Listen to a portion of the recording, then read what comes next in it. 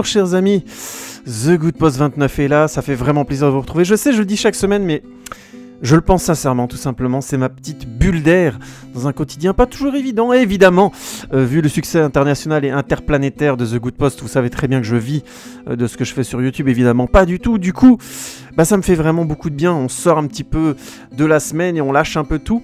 Je vais pouvoir aborder plein de choses très intéressantes cette semaine. Alors, bien sûr, le menu principal, vous le connaissez, avec 28 jours plus tard et 28 semaines plus tard. C'est-à-dire pour ça que vous avez cliqué sur cette vidéo et vous avez bien raison. Oui, je décide de commencer par agresser la langue française en ne disant pas cliquer, mais que liquer. Parce que pour moi, il y a de toute façon des syllabes en moins dans la langue française qui posent vraiment problème. Et je pense que commencer tout doucement, nous tous ensemble sur YouTube, à changer la langue française, c'est la chose la plus importante à faire dans cette période de pandémie et de crise sanitaire, évidemment. Hein, c'est s'attaquer aux mots.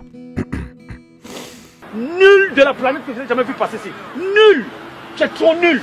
Tactiquement, techniquement. Le programme, le menu d'aujourd'hui, pour parler de choses vraiment intéressantes.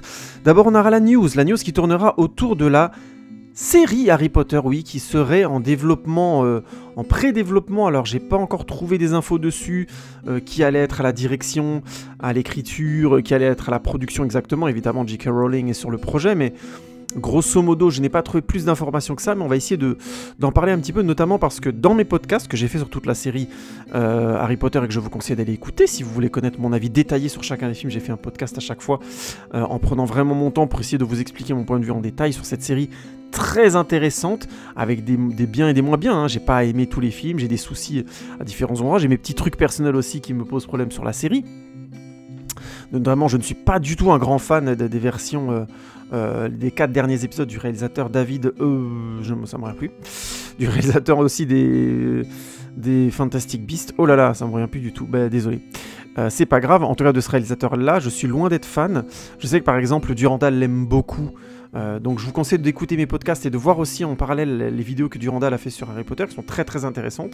Même si je n'adhère pas à beaucoup de choses me posent problème dans son point de vue, et je l'ai assez développé dans ses podcasts. Bref, je finissais ma série de podcasts en disant que je trouve que c'est un matériau qui mériterait largement d'être adapté en série avec les moyens des séries actuelles. Et vu l'explosion que j'ai abordée dans d'autres news avec l'arrivée de Netflix, HBO Max et ainsi de suite, on allait avoir des projets intéressants, et comme par hasard c'est sur HBO Max. Bref, vous avez compris un petit peu ma news, je vais vous parler de ça. Ensuite, je vous ferai l'analyse de 28 jours plus tard et 28 semaines plus tard en vous disant clairement une chose, c'est que je vais spoiler les deux films, très fortement. En général, j'essaie de pas trop spoiler, mais là, je vais spoiler à mort. Donc, ne m'en voulez pas trop, dites-moi si je suis allé trop loin ou pas, si vous préférez que je spoil ou pas, ça aussi, c'est très intéressant pour moi. Mais je trouve que pour analyser ces films-là, pour en parler, pour s'amuser ensemble autour de ces deux films qui sont vraiment très intéressants de manière différente, et qui est décidément une duologie très particulière, et tout simplement, je me suis dit, il faut que je spoil, notamment parce que je vais vous parler aussi de scènes qui ont été tournées, notamment dans 28 jours plus tard et qui n'ont pas été finies dans le film, ou des choix qui ont été faits au final, au montage final du film, qui sont très intéressantes. Bref, donc on va faire le tour des deux films, et je vais spoiler à mort, vous êtes prévenus, et ensuite on abordera dans la question elle est vite répondue, un sujet très intéressant qu'on m'a évoqué dernièrement, c'est la présence de l'humour noir dans mes podcasts, et notamment le fait que je cite parfois, que je prends des vannes ou des attitudes de Dieudonné, comique qui m'a fait beaucoup rire et qui me fait encore beaucoup rire sur plein de points. Alors pas aujourd'hui parce que j'aime pas spécialement ses derniers spectacles, mais il a beaucoup de spectacles qui m'ont fait beaucoup rire, mais c'est un mec éminemment polémique, éminemment problématique parce que parce qu'antisémite. Enfin, je suis désolé, je sais qu'il y a beaucoup de fans qui disent non, il l'est pas. Bon, maintenant, je pense que par A plus B, les choses ont été claires. Il attaque toutes les cultures, certes, mais quand même plus particulièrement celle-là, il est plus virulent, et son rapprochement notamment très fort et très affirmé envers Alain Soral, qui moi me fait énormément rire, mais en attendant c'est quand même un mec sérieusement antisémite aussi. Bref, donc c'est un mec qui a déjà ce très gros problème-là, et sans compter qu'il a fait 2-3 petites choses dont je vais vous parler, pour les peu de choses que je connais encore de ces derniers éléments, mais je dois l'admettre aussi, et je suis un peu le cul entre deux chaises, donc je vais plus vous donner un avis qu'un avis tranché sur la question. Vous savez comment je suis, d'habitude j'ai un avis tellement tranché que je peux en parler 3 heures. Là, pour le coup, la question va rester ouverte, je vais vous en parler correctement. Parce que quand il y a un nouveau spectacle de données qui sort, je fais en sorte de le voir, parce que j'apprécie vraiment son humour. Après, ces derniers spectacles, encore une fois, j'étais pas grand fan, j'ai pas vu le tout dernier. Mais voilà, je le cite donc, je fais des blagues qui font référence à lui assez naturellement, ça me vient naturellement, ça sort comme ça. Je sais que c'est un média, on est sur internet, c'est un média donc que beaucoup de gens peuvent écouter, je sais que ça peut choquer, et donc je me suis dit qu'il était temps que je m'explique un peu là-dessus, et puis surtout que je vous demande votre avis en fait, parce que j'ai pas forcément d'avis arrêté sur la question.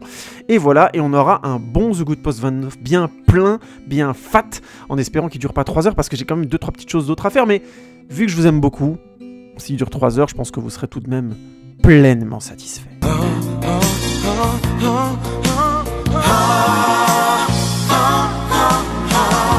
Écoutez, vu que cette semaine on aborde 2 films, et que d'habitude j'ai ce format-là, je me suis dit pourquoi on ferait pas un petit côté un peu plus aéré. C'est-à-dire je vais d'abord vous parler de 28 jours plus tard, on va faire le tour autour de 28 jours plus tard. Ensuite, on fera une petite pause news autour de Harry Potter, la série, comme je vous disais. Et ensuite, on fera l'analyse de 28 semaines plus tard, puis la question est vite répondue. Et on fera une sorte de conclusion globale sur la série des 28. Est-ce que ça vous va? Je ne sais pas, vous ne pouvez pas me répondre, c'est pas du live, mais je vais vous proposer cette forme-là. Dites-moi dans les commentaires ce que vous en pensez, n'hésitez pas, je souhaite faire évoluer The Good Post chaque semaine, chaque minute, chaque seconde, donc il n'y a pas de problème. Oh mon Dieu, les gens qui parlent en français, ils ont tellement de charisme. 28 jours plus tard est un film de Danny Boyle, scénarisé par Alex Garland, je vais vous parler de ces 2 personnages tout de suite, qui est sorti en France le 28 mai 2003 et qui avait connu sa première mondiale le 1er novembre 2002. C'est un film qui fait partie du genre des films de zombies, mais qui a inventé un sous-genre, qui n'est pas le film de zombies, mais le film d'infectés. Les créatures poursuivant nos personnages ne sont plus donc des morts qui reviennent à la vie, mais des gens qui sont infectés par un virus qui les rend en général ou cannibales, comme je pourrais vous en parler quand j'aborderai L'Armée des Morts de Zack Snyder, puisqu'il est en train de réaliser un 2e et qu'il est décidément temps que je vous fasse un The Good Post sur l'Armée des Morts. Et dans le cas de 28 jours plus tard, de 28 semaines plus tard, il s'agit d'un virus qui rend les gens enragés, qui tue plus qu'il ne mange. Ils mordent, mais c'est plus pour détruire. C'est une forme de virus très particulière, et je reviendrai là-dessus au niveau symbolique, les 2 films le traitant de manière, je pense, assez différente. Bref, de manière très intéressante. Donc, puisqu'on en est là, parlons tout de suite de Danny Boyle. Oh, Danny Boyle. Ah oui, c'est vrai que j'avais pas pensé à cette chanson-là. Bref, Danny Boyle est un réalisateur anglo-saxon qui s'est fait connaître à l'époque, dans les années 90, notamment avec Trainspotting, film assez incroyable sur lequel il faudrait que je revienne aussi. Il faut que je passe un podcast aussi sur Trainspotting et Trainspotting 2, que j'avais vu, mais là à l'époque, pour la donner la petite anecdote, mon enfant était en bas âge, on était claqués. C'est la période où ma compagne l'a vu, voilà. Moi j'ai dormi devant, donc il avait l'air bien, mais j'étais tellement claqué que voilà. Les parents comprennent ce que je veux dire, il y a des périodes où t'es tellement arraché que bon bah c'est chacun son tour, hein.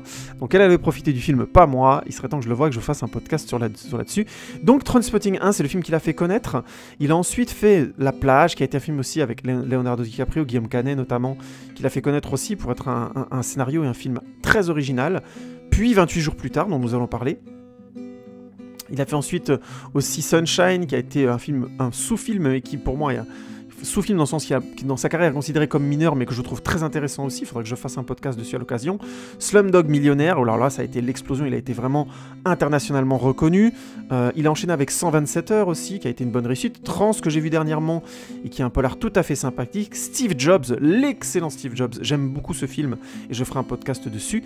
Trainspotting 2, que je n'ai donc pas vu, et Yesterday, dont vous avez déjà pu savourer mon podcast sur ce film très intéressant. Et actuellement, il est en train de faire un film qui s'appelle Mathusalem. Donc, notre copain Danny Boyle, c'est un réalisateur très intéressant, très original, qui a souvent travaillé sur des scénarios, pour le coup, vraiment avec une forte tendance à l'anticipation et à, à aller au bout de formes filmographiques beaucoup plus moderne et contemporaine, et dès le début des années 90. Oui, son premier film s'appelle Petit meurtre entre amis, j'ai oublié d'en parler, c'était avec Ewan McGregor notamment. C'était sur un pitch assez simple, on voit beaucoup de films comme ça publiés maintenant de nos jours, donc c'est un peu évident, mais dans les années 90, c'était encore un coup de maître de réussir ça, sur l'histoire de 3 amis qui se retrouvent en possession d'une grosse somme d'argent, et qui finissent par s'autodétruire. En fait, c'est pas vraiment des amis, c'est des colocs, hein, donc voilà, il y a tout un... Le film est un peu un menteur, mais il avait bien accroché le public, notamment avec cette scène, je sais plus si c'est au début ou à la fin, où on voit un des personnages dire, voilà, si on ne peut plus faire commencer à ses amis, où va-t-on, tu vois. Et en fait, je crois qu'on ferme la tombe sur lui à ce moment-là, et tout le film résout comment le personnage peut en arriver à cette conclusion-là. Bref, et c'était franchement un film noir assez réussi, avec beaucoup d'humour noir, avec Christopher Eccleston, si je dis pas de bêtises, déjà à l'époque, et donc Ewan McGregor, j'ai oublié le nom de l'actrice, je sais plus quelle actrice était avec eux. Bref, c'était un bon casting, bon film, si vous avez l'occasion, bon petit thriller. Et il s'était fait connaître déjà avec ce côté, on va dire, capacité de prendre des scénarios déjà, des pitchs très forts, et d'en faire des films intéressants. Trainspotting aussi, film qui suit des camés de Londres dans les coins les plus sombres de l'addiction, et qui est très très réussi, parce qu'il y mettait beaucoup d'humour, mais quand le personnage aussi joué par Ewan McGregor de Renton fait des bas triples, le film devient vraiment cauchemardesque. C'était pas mal du tout. Et c'est un film qui a marqué pas mal une génération, moi le premier.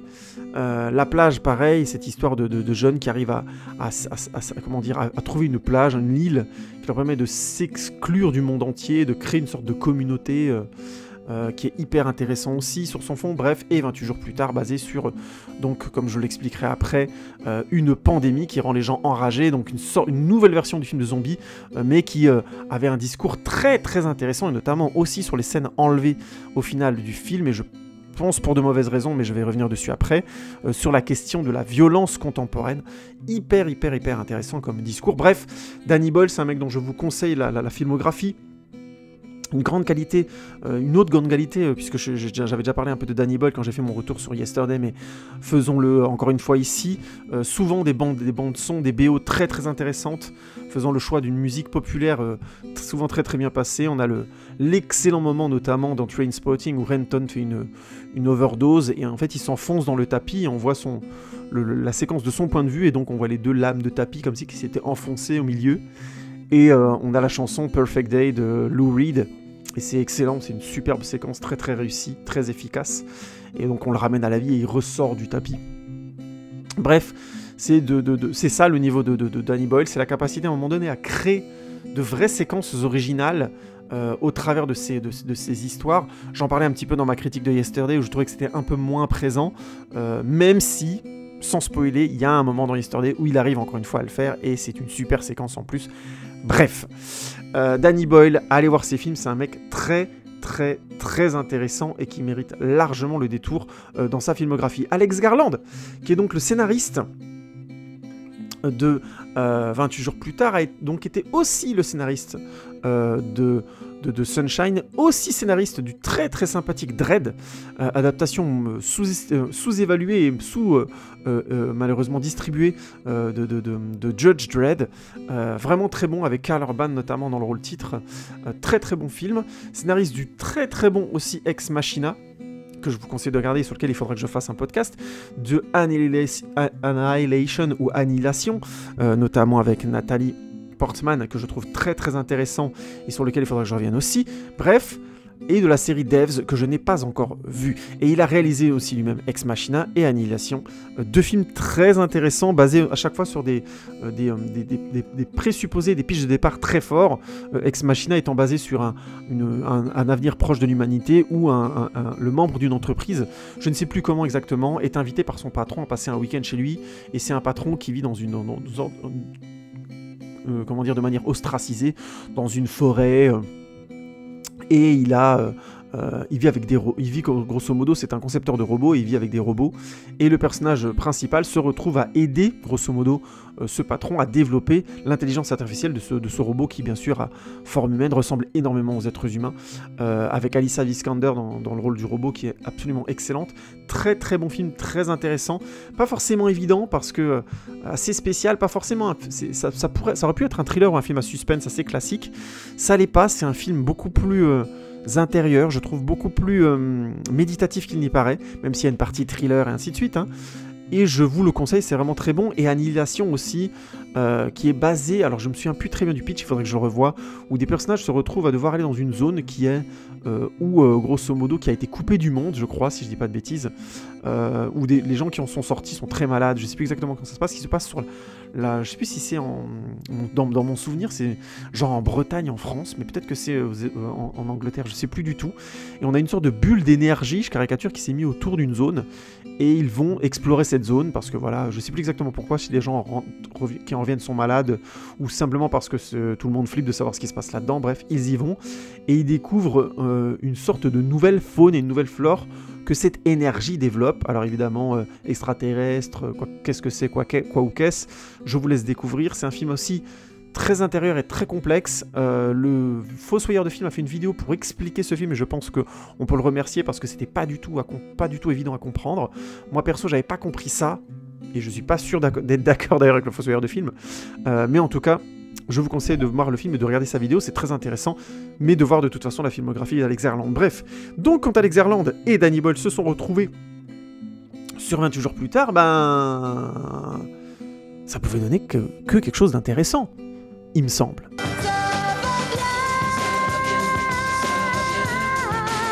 Pas de galéjade cette semaine, encore une fois, je vous prive de mes imitations formidables d'Alain Soral et autres Rick Zemmour.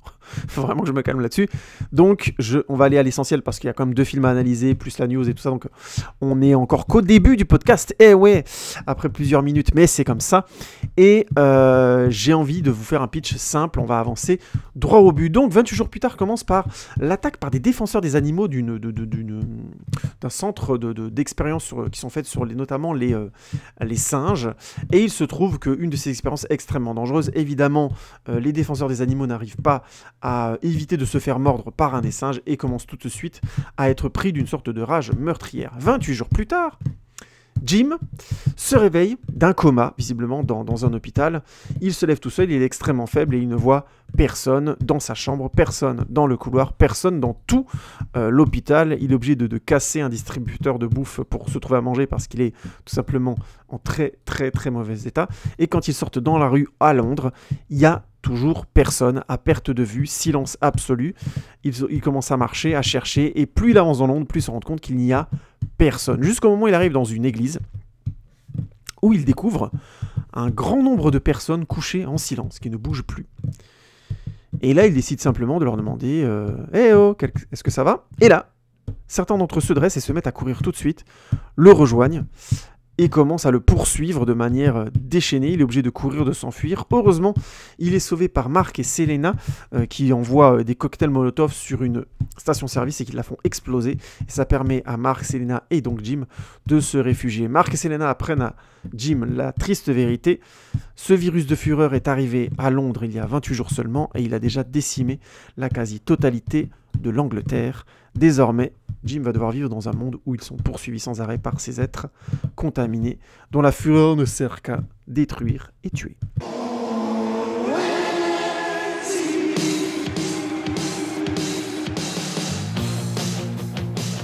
Bon, vous avez compris, j'ai essayé de le dire avant en parlant d'Alex Garland, en croisant le style d'Alex Garland et de Danny Boyle. Il s'agit d'un pitch extrêmement fort. Le film a d'emblée des premières séquences qui sont tout simplement angoissante. Je me souviens en 2003 quand j'ai eu l'occasion de voir le début de ce film et quand le personnage de Jim se réveille et qu'il est seul dans Londres, c'est une vision, c'est la fin du monde quoi. Je me souviens que j'avais lu dans le Mad Movies à l'époque une excellente critique qui disait voilà que Danny Boyle était un pessimiste et qu'il pouvait pas crier No Future mieux que ça puisque c'est un ancien punk paraît-il Danny Boyle. Et donc voilà, mettre ce mec seul au milieu de Londres avec plein de détritus partout et dans l'absence totale d'être humain, c'est No Future quoi. C'était vraiment une image d'une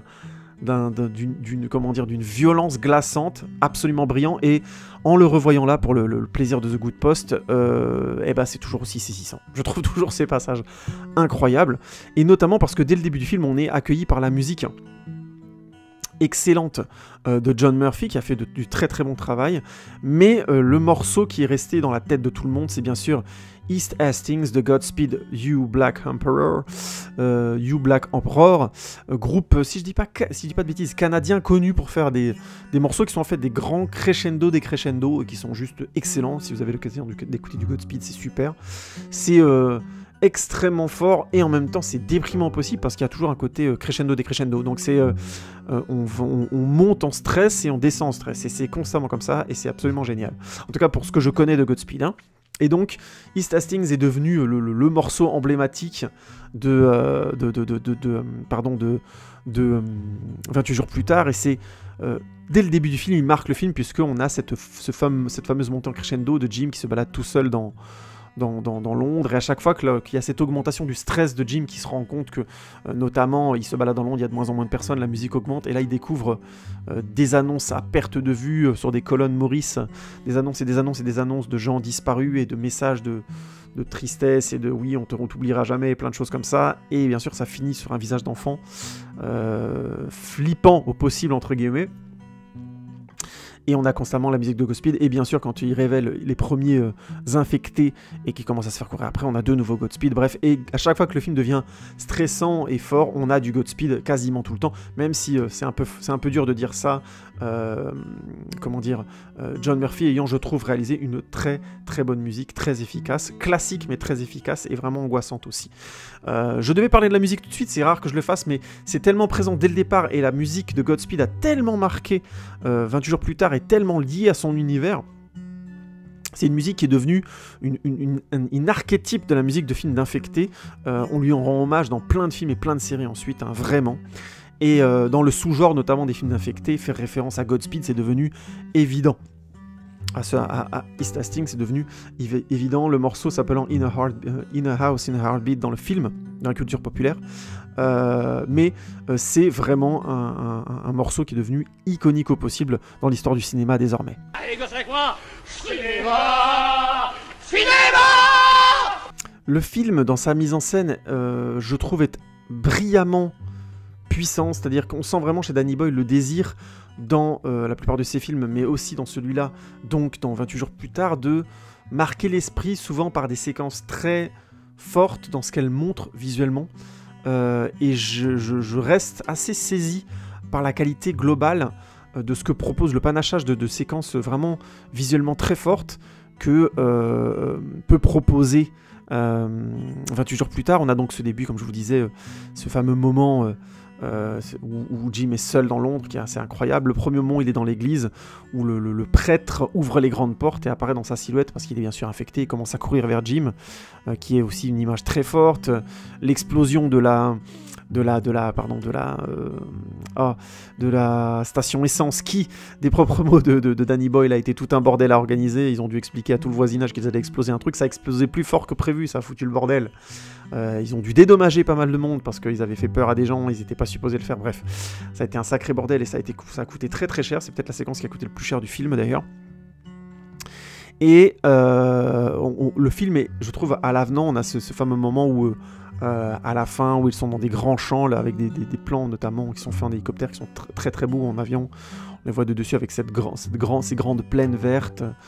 Et je disais avant que beaucoup de gens avaient lu ce film et étaient marqués par ces premiers plans de Londres vide, un côté no future, mais la fin du film était encore une fois très positive. Je reviendrai sur cette question-là quand je vais commencer à spoiler, parce que j'ai pas encore commencé, ça va être violent. Je vous préviens tout de suite. Ah oui, faut pas me chercher. Fallait pas, Danny, faire ces choix-là. J'en aurais pas parlé. Et maintenant, tu vas t'en prendre plein la gueule et tu vas retourner chez ta mère en pleurant. Bah ouais, Danny, qu'est-ce que tu veux que je te dise ? Fallait pas chercher The Good Post, sinon on se le prend dans les dents en retour. Ouais, c'est comme ça. Adieu les connards. Nadine Mouk, Nadine Babek. Et on a bien sûr ces plans sur les yeux, les fameux yeux des infectés, des yeux rouges et jaunes. Très intéressant. Alors, je sais qu'il y a des gens qui estiment que c'est exagéré, que ça va faire mal vieillir le film. Bah, on est quasiment 20 ans plus tard, ce film. Pas 28 ans plus tard, mais 20 ans plus tard, quasiment. Et je trouve que ça marche toujours aussi bien, c'est toujours aussi terrifiant, c'est toujours aussi perturbant, non humain. Et en même temps, comme ils ont beaucoup joué sur un sang noir et le côté agressif des infectés, je trouve que ces yeux rouges et jaunes sont tellement inhumains, tellement rempli de sang et de fureur. Je trouve que ça marche franchement très bien. Moi, c'est comme ça que je lis ce choix visuel. Je sais que d'autres ont vu ça un petit peu comme une sorte de gribouillage et expliquer que ça donne un côté un peu cartoonesque au monstre. Moi, je trouve pas. Je trouve toujours que c'est une imagerie extrêmement efficace. Bref, là, je vous en ai donné 3, mais vous avez d'autres images dans le film qui sont très fortes. Cillian Murphy torse nu avec du sang partout, qui est une très belle image avec de la pluie. C'est une très très très belle image aussi. Évidemment, certaines séquences sont gorissimes. Ah oui, je l'ai peut-être pas souligné assez, mais le film est gore. Hein. Bien gore. C'est-à-dire que 28 semaines plus tard, mais la barre plus haut. Mais 28 jours plus tard, honnêtement, il a bien vieilli. Il y a du gore. Il a des soucis, il y a des problèmes. On y reviendra dans la partie scénario. Mais alors, au niveau gore, on s'amuse quand même bien. C'est bien sale. On a notamment des moments très forts au niveau émotionnel. Notamment quand Jim retrouve ses parents qui sont décédés. Et qu'on voit leurs cadavres. Il y a eu un super travail des effets spéciaux. C'est absolument... c'est choquant tellement c'est fort, je trouve, comme image, avec beaucoup de sobriété aussi dans le découpage du plan, puisqu'on voit Jim entrer dans la chambre. Enfin, on le voit, non, il est dans la chambre.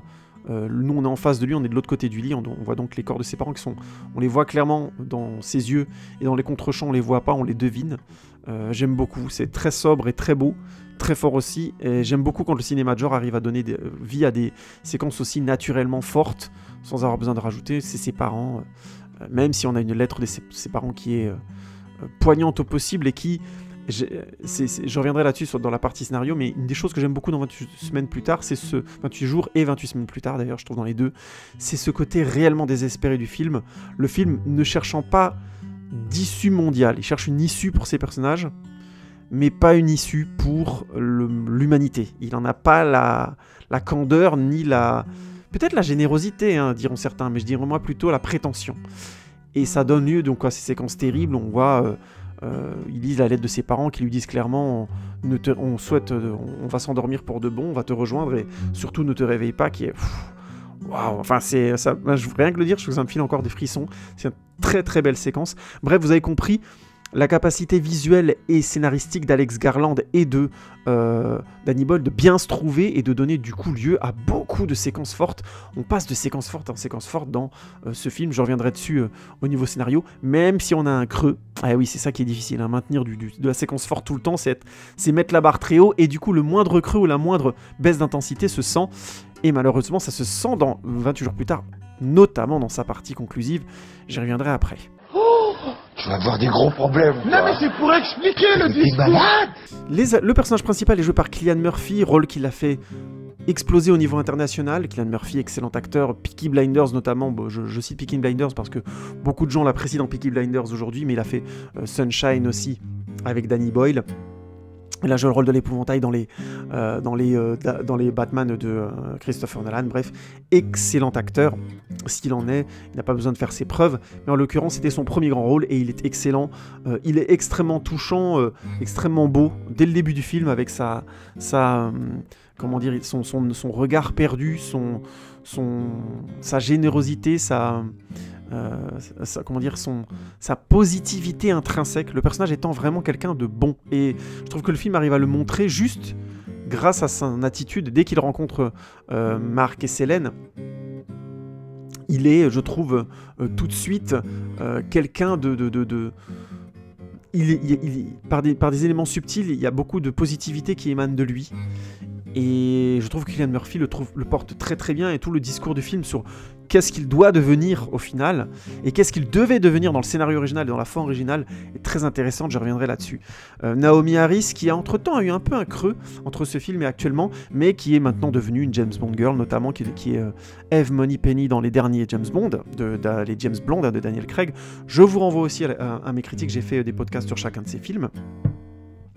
Où elle est excellente, je la trouve vraiment très bien dans 28 jours plus tard. Elle joue cette fille déterminée qui est prête à tuer, hein, puisqu'il faut survivre. Voilà, le virus contaminant et rendant la personne à côté de vous dangereuse en 10 secondes, et ben, si la personne est mordue, blessée ou autre, et qu'il y a le moindre doute qu'il y a eu du sang qui soit rentré en contact avec le sien, et ben, elle vous éclate à la machette, et elle le fait dès le début du film, et c'est une séquence aussi vraiment très forte. La première fois que j'avais vu ça au cinéma, j'étais scié. C'est une séquence qui a été beaucoup reprise par beaucoup de films et beaucoup de séries, The Walking Dead en tête, donc c'est un peu difficile maintenant d'expliquer l'impact que ça faisait, mais je trouve que quand le film est sorti, c'était une séquence qui était encore très forte, mais je trouve aussi que même avec 20 ans plus tard, le film l'a bien mis en scène. C'est une séquence sèche, peut-être un peu rapide, on n'a pas le temps trop de s'attacher au personnage de Mark, du coup. Peut-être aussi qu'au niveau du scénario, Alex Garland ne voulait pas noircir autant Naomi, nous faire passer une moitié de film avec Mark et ensuite qu'elle le bute sèchement, ça aurait peut-être été un peu dur, sachant que ça aurait peut-être aussi contredit un petit peu le discours du film, mais je reviendrai là-dessus dans la partie scénar. Mais je trouve Naomi Harris très bien dans le rôle de cette fille, voilà, déterminée à survivre et qui a décidé de devenir un loup parce que le monde est devenu un monde de loups, hein, tout simplement. Vraiment très bonne dans le rôle, m'avait marqué à l'époque, j'avais beaucoup aimé le personnage. Brendan Gleeson, excellent comme d'habitude dans le rôle du père, dans un rôle qui lui colle à la peau tout simplement, du père, du bon gars, qui est généreux, qui est juste et qui a besoin d'eux aussi, mais qui en même temps est quelqu'un de bon dans le fond. Personnage qui au final est peu exploité dans le film, mais je pense aussi que le film avait autre chose à dire tout simplement sur l'avenir et voulait pas forcément laisser tous les personnages survivent. C'était un peu compliqué, je pense, pour le discours du film ou tout simplement pour la tension aussi du film. Je reviendrai là-dessus dans la partie scénar aussi. Megan Burns qui joue le rôle de la fille, de la petite fille, la fille du personnage de Brendan Gleeson. Ils ont tout de suite une vraie alchimie, une vraie complicité à l'écran, le père et la fille, ça marche très très bien, ce qui fait que quand la scène où le père meurt, oui j'avais dit que je spoilerais, je spoil, hein, désolé, quand le père meurt, c'est une séquence très triste et très belle à la fois, en plus il se fait flinguer, donc c'est une séquence qui va loin, je trouve, qui est vraiment très belle. Et en dernier guest, on a Christopher Eccleston qui joue le rôle du chef des soldats de la dernière partie du film. Rôle qu'il tient bien, mais qui est pas très bien écrit et qui a des problèmes, notamment dans la version cinéma du film, dans la version, dans les séquences que finalement Danny Boyle a choisi de mettre dans le film, que je trouve plus discutable, je reviendrai là-dessus, mais Christopher est excellent dans ce rôle de chef d'armée qui a promis des femmes à ses hommes parce qu'il n'a plus aucune valeur autre à leur proposer, ce qui prouve bien ce n'est pas lui qui devrait pas être leur chef et que ces mecs-là ne devraient certainement pas être laissés aux mains de ce gars-là, mais c'est tout à fait crédible comme situation dans une situation d'apocalypse et de fin du monde. Bref, un casting qui fait le taf, mais je dis vraiment, j'insiste, Cillian Murphy et Naomi Harris, leur couple fonctionne très très bien. Et le fait à l'époque, en 2003, que Cillian Murphy soit blanc et Naomi Harris black aussi, c'était aussi, je pense, encore quelque chose d'intéressant symboliquement dans un film d'apocalypse et d'un avenir très sombre pour l'humanité. Je pense même que c'était quelque part assez précurseur par rapport aux gros problèmes que nous avons actuellement de racisme, d'ethnicisation et de rejet de l'étranger, qui reviennent très très fortement en Europe, aux États-Unis aussi, puisqu'on est quand même passé par une administration Trump qui, sur les dernières années a été beaucoup plus ouvertement raciste et excluante, même si elle avait été élue déjà sur ce principe-là. Et du coup, je trouve effectivement que Cillian Murphy et Naomi Harris portaient déjà ça en eux, et leurs oppositions, le fait d'avoir réussi à écrire des personnages opposés qui finissent par s'unir, je trouve relativement naturellement. Je reviendrai là-dessus. C'est aussi à mettre au crédit de ce film et à la qualité du jeu des acteurs. C'est trop fort et c'est trop court. Je suis l'ami, tu es le jour. Tout film a ses points faibles, tous. Même un excellent film comme 28 jours plus tard, mais ce qui fait que 28 jours plus tard n'est pas un chef-d'œuvre, je pense, se situe plutôt aussi au niveau de son scénar. Alors soyons clairs. L'histoire, vous avez compris un peu le pitch de départ, et le développement de l'histoire, j'espère que vous l'avez vu, parce qu'encore une fois, je vais spoiler à mort, sinon je ne peux pas exprimer clairement mon point de vue. L'histoire se développe donc, pour ceux qui ne l'ont pas vu et qui malheureusement vont se faire spoiler, autour du personnage de Jim, qui va donc rencontrer Selena. Très vite, Mark se fait blesser dans la maison de Jim, et là où ils vont voir ses parents par désinfecter, et Selena le tue de manière froide et sèche, extrêmement violente, dans une scène extrêmement violente où elle l'attaque à la machette. Scène terrible, d'une grande violence, vraiment froideur, et Cillian Murphy en face est formidable, il a un regard choqué, il est absolument saisi par la violence de ce qu'il vient de voir, et elle lui explique que donc voilà, c'est ça maintenant le nouveau monde, si tu veux survivre, il faut que tu sois capable de tuer la personne qui est à côté de toi en 5 minutes, en 10 secondes montre en main, vite fait, bien fait, quoi, parce que de toute façon, si tu fais pas ça, tu mourras comme tout le monde, et elle lui met dans la gueule. Et donc le film évolue vers la rencontre de Selena et Jim avec donc le père et la fille. Ils ont une scène de poursuite encore dans un escalier qui est bien foutu. Le père leur explique que ils ont entendu un signal d'appel d'urgence et que en fait ils peuvent pas y aller sans eux. Donc au départ Selena veut partir, veut les laisser là, et Jim est contre. Il est constamment en train de faire preuve de générosité, là où Selena dit que c'est un monde où on peut plus être généreux, tout simplement. Et finalement, le père leur explique qu'ils ont une voiture et qu'ils sont mécaniciens tous les deux, aussi bien son père que sa fille, ce qui est vrai, et que donc Selena et Jim ont besoin d'eux aussi. Et donc ils se mettent à partir. Et là déjà, il y a un premier problème, c'est que, et d'ailleurs au tournage aussi, ça a été pas forcément senti par Danny Boyle ni par Alex Garland, c'est qu'ils sont supposés passer par la phase du film qui, on va dire, est la phase joyeuse. Alors, je sais que ça peut paraître paradoxal dans un monde aussi apocalyptique, et vous avez raison, mais début des années 2000, fin des années 90, quand le film a été écrit, c'était encore nécessaire dans les films de zombies surtout quand ils allaient être au cinéma et d'être populaires, d'avoir une phase, on va dire, de lumière au milieu, histoire de dire, voilà, en fait, c'est quand même des êtres humains, ils arrivent quand même à vivre, histoire que le spectateur se sente toujours... On partait du principe que le spectateur n'arriverait pas à comprendre, n'arriverait pas à se sentir proche des personnages qui sont constamment stressés, constamment sous pression, constamment en stress, et aussi les producteurs n'étaient pas forcément d'accord sur l'idée de faire des films qui soient essentiellement stressants. Souvent, si vous regardez bien, la plupart des films ont une phase, même les films les plus stressants, les films dans les choses les plus angoissantes, dans les ambiances les plus angoissantes, ont un trou, un appel d'air à un moment donné, parfois voulu par l'auteur, mais souvent par les producteurs qui disent voilà, si le film est trop stressant, trop dur, il y aura moins de gens, les gens iront le voir une fois, peuvent dire que c'est un chef-d'œuvre, mais n'iront pas le revoir au cinéma. Et l'objectif du producteur, c'est quand même que qu'un film qui soit au cinéma, les gens retournent le voir et repayent leur billet pour aller au cinéma. Donc il y a ce truc souvent de mettre un petit appel d'air. Mais je pense que dans le cadre de 28 jours plus tard, puisque Alex Garland était coproducteur, je crois que Danny Boyle aussi, ça faisait partie de leur principe d'avoir un moment un peu plus drôle ou un peu plus léger, où le père, la fille, Jim et Selena commencent à former quelque part une famille et à avoir des moments sympas ensemble. Il y a donc un moment donné, ils sont autour du feu et la petite fille n'arrive pas à dormir. Et Selena, elle a avec elle, c'est une ancienne infirmière, et du coup elle a du Valium avec elle, et pour qu'elle puisse dormir, elle veut lui donner du Valium, et puis le Valium, ça te fait planer, hein, tout simplement. Et donc tu comprends que Jim, Selena et la petite fille prennent tous un Valium pour dormir, machin, donc ils sont un peu défoncés, blabla. Du coup ils rigolent un peu, machin, et ils commencent à avoir une relation tous les quatre avec pas mal d'humour et tout, notamment parce que le père a beaucoup d'humour. Et ça n'empêche pas Jim de faire un cauchemar, mais dans l'idée, le film avait une certaine légèreté. Et du coup, j'ai déjà spoilé à mort, mais élément qui se retrouve dans les scènes enlevées du film, que Danny Boyle, heureusement, s'est rendu compte sur la table de montage que ça n'allait pas. On avait une séquence où ils étaient tous en voiture, et ils prenaient chacun leur tour le volant, et je crois qu'ils s'imitent les uns les autres, où ils faisaient des blagues, en fait, grosso modo. Et en fait, ça cassait le film, ça rendait improbable que des gens dans une situation aussi... On arrivait au degré où ça devenait improbable. C'est-à-dire que des gens dans une situation aussi grave se mettent à blaguer autant, ça ne collait plus avec le film. Et moi-même, avec ce qu'ils ont laissé dans le film, j'ai toujours un peu de mal. Je suis toujours un peu devant la violence de désinfecter. Il faut bien comprendre que la différence avec un film de zombies, c'est que même si tu peux te faire submerger par les zombies et que c'est extrêmement angoissant, notamment c'est très très bien joué dans la série de Walking Dead, quand il y en a un qui arrive, il y en a 100, et évidemment le nombre fait que ça devient cauchemardesque. Et que le potentiel de mort est quand même très très très très très élevé. Le fait est que ça... Je n'arrive pas à croire dans un monde où vraiment les créatures peuvent te courir dessus et d'être une extrême violence, d'une violence aussi dingue, tu puisses être réellement relâché. Je pense que à moins d'être dans la situation qui est un peu dans 28 semaines plus tard, et j'en parlerai plus tard, vraiment d'avoir créé une fortification, un château armé avec des flingues et des soldats et machin, je trouve que moi, personnellement, je n'arriverais pas à retrouver de la sérénité en étant en plein air avec une menace pareille. C'est quelque chose une menace aussi frénétique et qui te court dessus une fois qu'elle t'a vu. C'est-à-dire que c'est pas quelque chose qui est latent et qui va mettre du temps, t'as le temps de te réveiller, le temps de voir.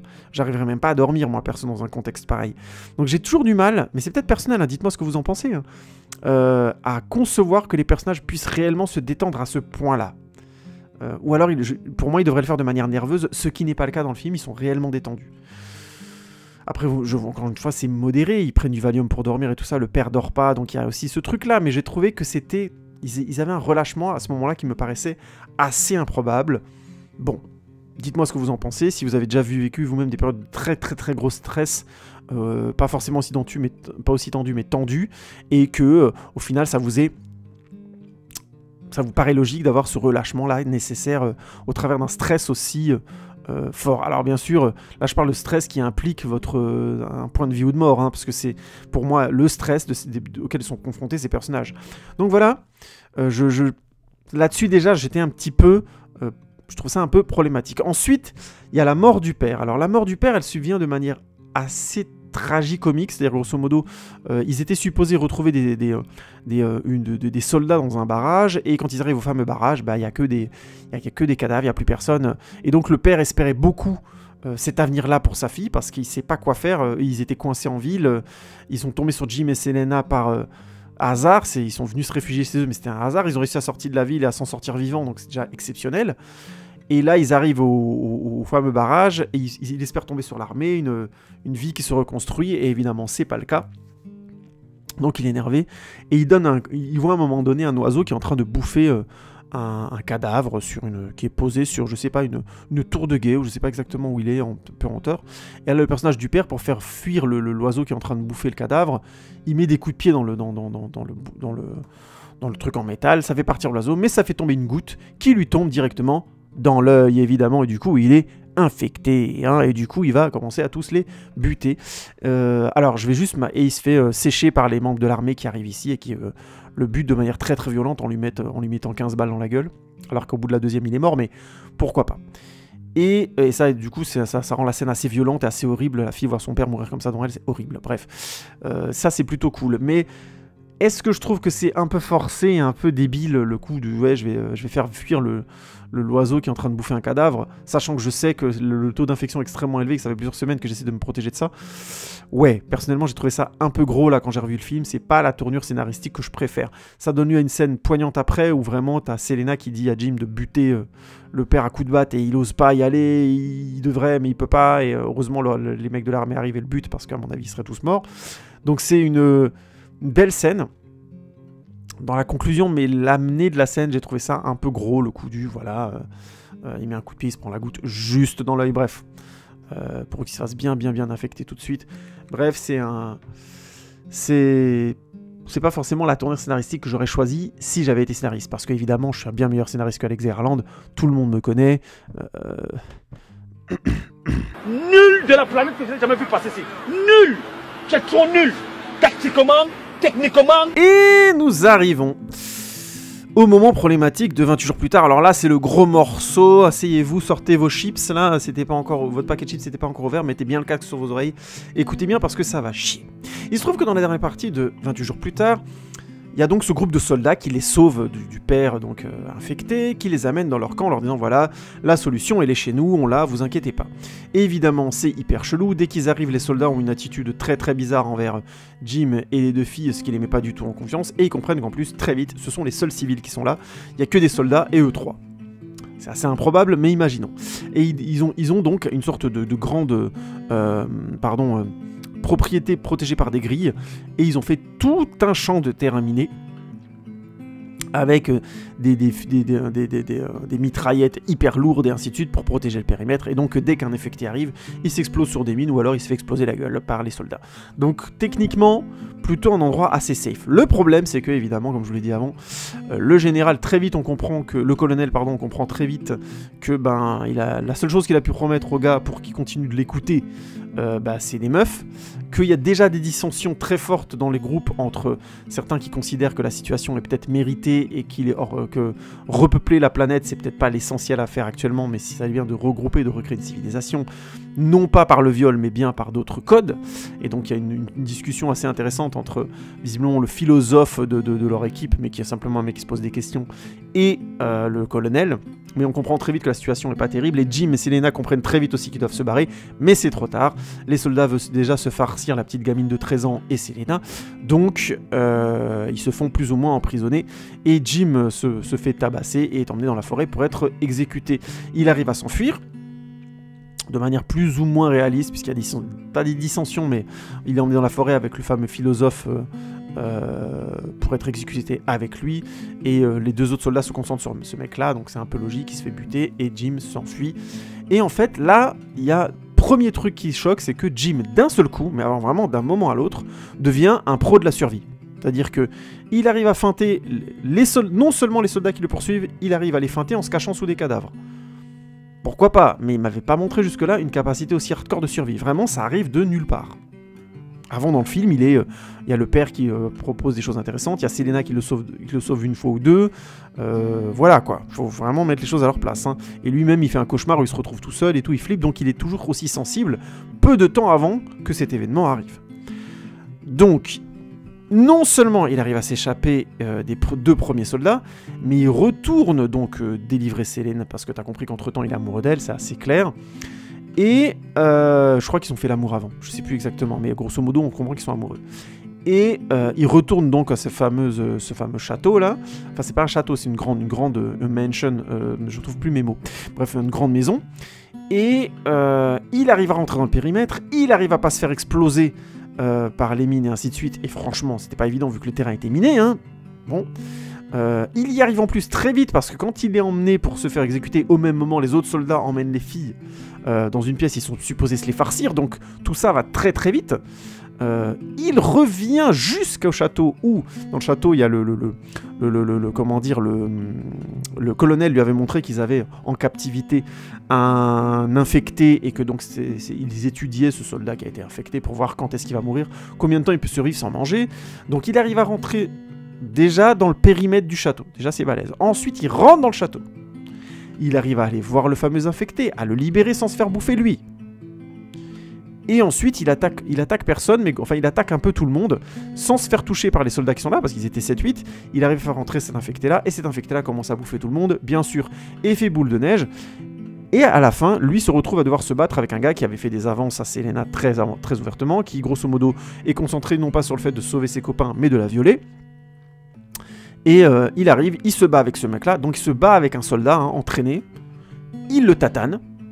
Je sais pas pourquoi, mais il est plus fort que lui, et il finit par faire le geste magnifique de lui crever les deux yeux avec les pouces. Le plan est frontal. Alors si vous l'avez pas vu, préparer les bassines à vomi, c'est dégueulasse. Il lui crève les deux yeux, mais il lui enfonce les pouces jusque dans le cortex. Hein. Ça c'est, voilà, jusque dans l'occiput. Donc autant vous dire que c'est bien gore. Donc il devient grosso modo un animal, et on a compris la métaphore, je reviendrai là-dessus après. Et donc là, Selena se demande, comme ils sont dans l'obscurité, qu'il pleut et qu'il vient de faire quelque chose d'extrêmement violent, qui ressemble beaucoup aux infectés, elle se dit qu'elle doit le buter, elle sort la machette, et lui il avance vers elle, elle ose pas le frapper. Et là, elle lui dit, voilà, t'as vu, enfin sous-entendu, tu l'as pas fait et t'as eu raison. Alors, il faudra aussi qu'on m'explique pourquoi il a pris le risque qu'elle le tape puisqu'il n'était pas infecté. Pourquoi il avait besoin de tester son amour à elle. Ça donne lieu à une belle séquence, hein, où il lui prouve qu'elle est encore humaine. Mais honnêtement... je sais pas s'il était obligé d'aller prendre ce risque-là, parce que s'il avait mis un bon coup de machette dans la carotide, je sais pas s'il aurait fait le malin ensuite. Voilà. Donc je fais exprès de pousser un petit peu le scénario dans ses derniers retranchements, mais vous comprenez le problème. Donc déjà ça, pour moi, ça a été un des gros problèmes de la dernière partie du film, le personnage de Jim devenant un super soldat. Il y avait plein de manières qui auraient permis au personnage de Jim de revenir sauver Selena en franchissant le cap de devenir un animal pour buter le fameux dernier soldat, de manière cohérente. Je vais vous donner juste une version simple de ce qui aurait pu se produire. Et ensuite, je vous parlerai des plans qui ont été tournés et qui, à mon avis, auraient dû être dans le film. Non, moi, je crois qu'il faut que vous arrêtiez d'essayer de dire des trucs. Sauf fatigue, déjà. Puis pour les autres, vous vous rendez pas compte de ce que c'est. Tout d'abord, imaginons que Jim revienne à la maison et qu'il se fasse... non pas qu'il essaie de trouver un plan pour rentrer dans la mansion, mais voilà, c'est des soldats, c'est l'armée, c'est des mines, donc il sait pas comment rentrer, il est pas soldat, lui. Et là, coup de bol, il y a des infectés dans le coin, et donc...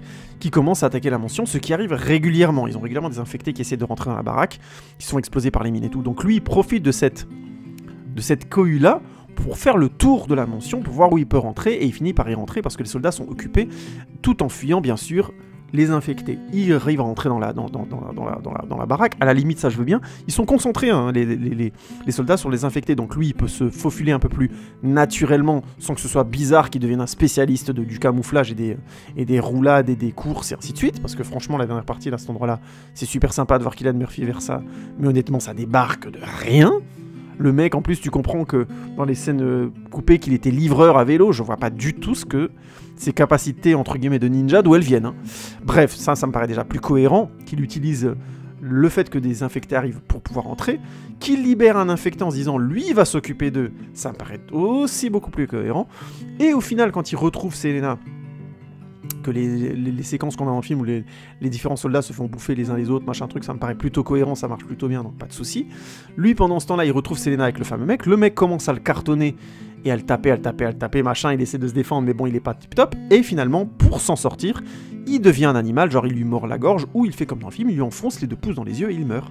C'est-à-dire que c'est vraiment en désespoir de cause que il est obligé de devenir un animal, mais parce que il est pas assez fort et que voilà, c'est pas un soldat. Mais c'est aussi parce que il se rend compte à ce moment-là que s'il devient pas un animal, il peut pas la sauver, il peut pas se sauver, il peut pas sauver Selena non plus. Après, il peut faire toujours le test avec Selena qui me paraît pas forcément très cohérent, mais je comprends dans le sens du film, à la limite, pourquoi pas. Il lui prouve une bonne fois pour toutes qu'elle est amoureuse de lui et qu'elle pourrait pas tuer tout le monde comme ça, et que c'est bien et qu'il vaut mieux marcher vers l'avenir avec cette sensation-là. C'est plutôt cool. Et donc, dans la version du film, les différents soldats se font bouffer par les quelques zombies qui sont devenus eux-mêmes, et le général rentre dans la voiture, monte dans la voiture à l'arrière. Il y a la petite fille, la fille de Brendan Gleeson, qui est au volant, et elle fait une marche arrière. En fait non, voilà, je me suis trompé, excusez-moi. Rewind. Donc, Selena et Jim veulent monter dans la voiture avec la petite fille, et malheureusement, dans la voiture, il y a le colonel qui tire une balle dans le ventre de Jim. Pendant que Jim s'occupe quand Selena s'occupe de Jim qui est blessé par terre, la petite fille, elle refait une marche arrière et elle envoie grosso modo le colonel se faire choper par les infectés de ses soldats. Il se fait bouffer comme ça, elle prend la voiture, elle vient chercher Jim et Selena, ils roulent et en fait ils défoncent le portail, et là on voit une image fixe où ils sont supposés tous tomber, parce que voilà, il faut s'enfuir en défonçant le portail. Et ensuite on les voit, grosso modo, quelques plans flash, on les voit en train de réanimer Jim, et à la fin du film, ils sont dans une sorte de grande maison, dans une petite ferme de campagne, dans une grande plaine, et ils sont en train de taper un message. Ils ont cousu grâce à du tissu un message SOS par terre, et il y a un avion qui passe au-dessus et qui les voit, et c'est la fin du film, ils se font des sourires. Fin. Ça c'est la fin, qui est plutôt une belle fin, le film étant assez tendu, je comprends qu'ils aient fait cette fin-là. Nonobstant, alors quand j'ai maté le film avec les commentaires, ils parlent pas de public test, donc je pense que c'est eux qui ont fait ce choix, parce que il se trouve que dans les scènes coupé, il y a 2 choses que je trouvais beaucoup plus intéressantes. La première version de l'attaque décidément je trouve pas le mot, de la grande maison des soldats là qui sur la fin, du manoir, voilà, du manoir, excusez-moi, décidément on va y arriver un jour. C'est comme triste de parler 2 heures en trouvant pas ces mots, parce que là franchement ça va devenir une mauvaise blague. Ah bah voilà, maintenant j'ai plus le nom de ce comique qui faisait toujours tout sur des jeux de mots. Oh, ça va me revenir. Je vous signale tout de suite, mesdames et messieurs, que je vais parler pour ne rien dire. Je sais, vous pensez, s'il n'a rien à dire, il ferait mieux de se taire. Oui, c'est trop facile. C'est trop facile. Vous voudriez que je fasse comme tous ceux qui n'ont rien à dire et qui le gardent pour eux? Eh bien non, mesdames et messieurs, moi quand je n'ai rien à dire, je veux qu'on le sache. Je veux en faire profiter les autres, et si vous-même, mesdames et messieurs, vous n'avez rien à dire, eh bien on en parle. Donc, le manoir ne se faisait pas attaquer n'était pas décimé par un infecté à l'intérieur, mais par des infectés qui arrivaient trop nombreux et qui attaquaient le manoir en entier. Et ça rendait beaucoup plus cohérent, de 1, le fait que Jim arrive à se faufiler, et de 2, le fait que ça parte en vrille et qu'ils soient obligés de s'enfuir. Enfin, tout ça était beaucoup plus cohérent à partir du moment où l'attaque des infectés était beaucoup plus nombreuse, semait un réel chaos, faisait remonter de 10 degrés de plus au moins, je trouve, l'intensité de la dernière séquence du film, parce que oui, même s'il y a les infectés dans le manoir et que ça a tendance à plutôt bien marcher, j'ai trouvé que c'était en vraiment regardant ces scènes coupées, je me suis dit mais quel dommage, on n'a pas eu droit dans un film de zombies à une dernière partie avec une attaque de plein de zombies, et Dieu sait que ça marchait bien et que ça rendait 28 jours plus tard terrifiant. Et je trouve que quand j'ai vu les séquences de fin du film avec tous les zombies dans le manoir, j'ai trouvé ça beaucoup mieux, beaucoup plus terrifiant, beaucoup plus inquiétant, beaucoup plus logique aussi dans la capacité de Jim à retourner la situation, parce qu'il est aidé par des infectés. On le voyait notamment se planquer, éviter des infectés, donc devenir de plus malin, mais parce que tout simplement là on pourrait se dire il a un bon instinct de survie, il a enfin compris. Enfin voilà, tout ça était cohérent. Puis le fait qu'il tue ensuite l'autre soldat vraiment de manière violente, c'est parce qu'il y a des infectés partout, la situation est urgentissime. J'aimais beaucoup l'idée. Et je trouve vraiment que c'est une erreur qu'ont fait Danny Boyle et son équipe d'enlever cette partie-là de l'histoire. Il fallait mieux que le manoir soit attaqué de l'intérieur et de l'extérieur, et que du coup ça rende la fin apocalyptique, et que ça renvoie tous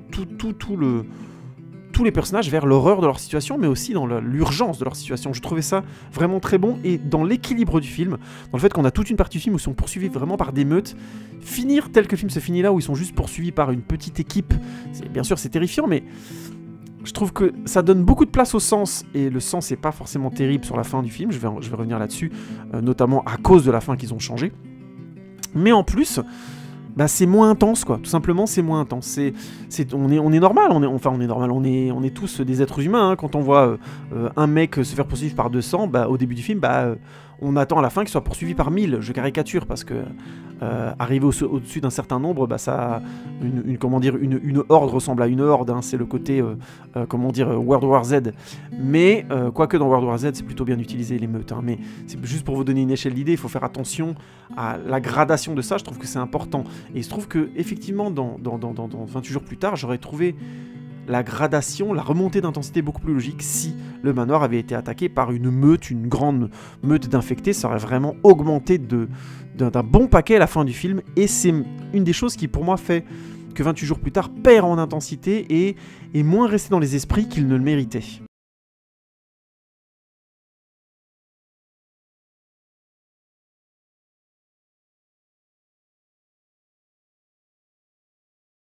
Et donc, je vous ai déjà raconté la fin avant, Jim s'en sort bien qu'il ait pris une balle dans le ventre, et que Selena soit infirmière. Selena n'est même pas médecin, elle est infirmière, et que la petite fille qui soit en pleine cambrousse perdue quelque part, Jim finit par s'en sortir. Alors, impossible non, très cinématographiquement sympathique, oui. Et il se trouve que dans la première fin du film, il ne s'en sortait pas, dans une très très belle séquence notamment, où on voyait Selena et la petite fille vraiment l'emmener, vraiment se battre pour essayer de le réveiller, lui sortir la balle, et donc on voyait dans cette séquence l'accident de Jim. Jim se retrouvait grosso modo projeté entre... Donc la séquence est découpée entre Selena qui essaie de le ranimer et Jim qui grosso modo fait le choix qui fait plus ou moins le choix de ne pas vivre. En fait, on voyait plus ou moins son accident, et surtout on entendait les gens s'engueuler autour de lui. En fait, son accident, c'est deux voitures qui s'engueulent, et lui passe à vélo, la voiture ne le voit pas, et le heurte violemment, et il meurt. Et grosso modo, le symbole de ça, c'était une manière... Le discours du film devenait beaucoup plus clair à cet endroit-là. C'était une manière de dire, ce monde est tellement violent que Jim décidait de ne plus y vivre. Alors oui, c'était extrêmement pessimiste, c'était vraiment pour le coup un no future très très fort. Alex Garland, Danny Boyle étant des gens très sensibles.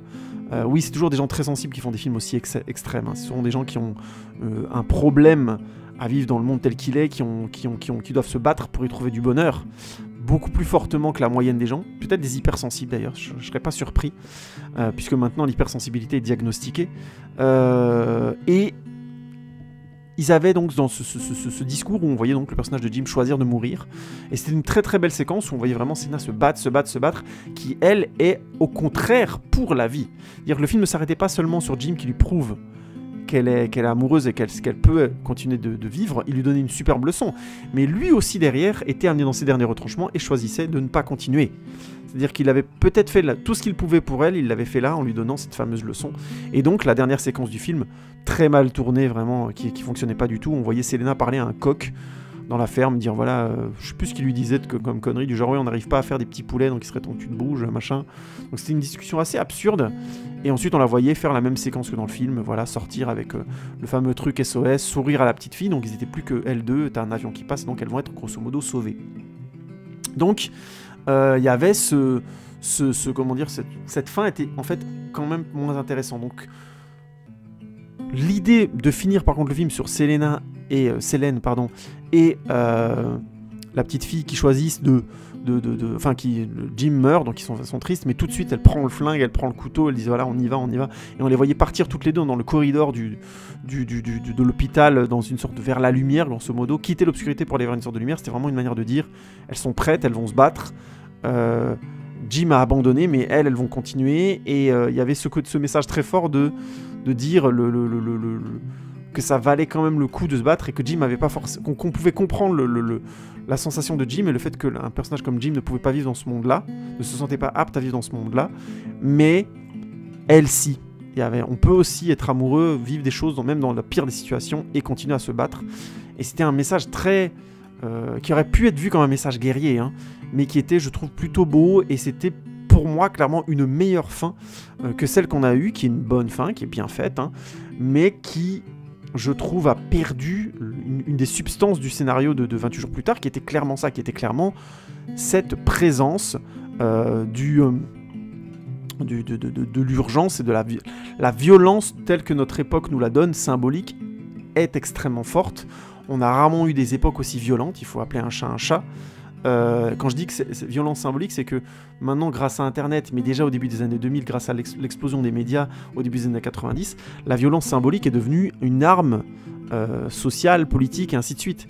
Donc, on n'a pas connu ça avant. Il faut bien comprendre que même dans les grandes périodes de chambardement au 19e siècle, par exemple en France, où il y a eu beaucoup de changements sociaux et ainsi de suite, juste après comment dire, les grandes transformations dues à la Révolution française, notamment, eh ben, on n'avait quand même pas une société aussi récessive en soi. C'est-à-dire que notre société actuelle, elle a développé une capacité exceptionnelle à créer de la violence dans les échanges, notamment en déterminant énormément la nationalité, la race, la religion, la tendance sexuelle, la couleur des cheveux. Enfin, je caricature, mais on est passé vraiment à un autre degré de détermination qui, d'un côté, est extrêmement positif. C'est important que les gens puissent se déterminer. C'est quelque chose que je pense vraiment profondément, avec le plus de liberté possible.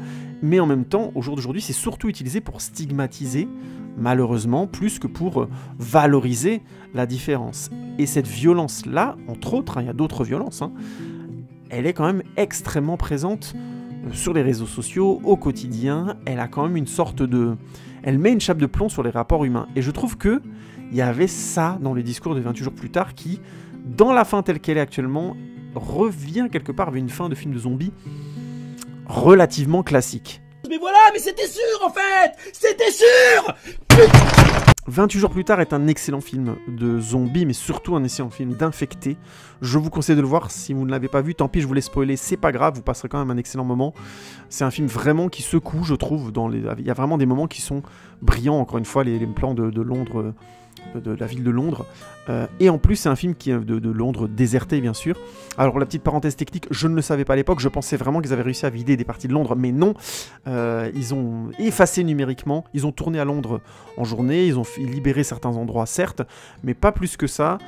Souvent, à l'horizon, il y avait des voitures, des choses et ainsi de suite, et ils les ont tout simplement effacés numériquement. D'où la performance de Cillian Murphy qui nous donne vraiment l'impression qu'il n'y a rien alors dans son regard et tout, alors qu'en fait il y avait toute la ville de Londres autour, hein, il n'y avait aucun souci. Bref, c'était pour le dire, je pensais vraiment à l'époque qu'ils avaient réussi à vider toute une partie de Londres pour pouvoir filmer ces plans-là. Pas du tout, ils ont viré numériquement et c'est très bien foutu. En tout cas moi à l'époque j'avais rien vu et je trouve toujours que c'est des plans qui marchent très très bien, on y croit complètement.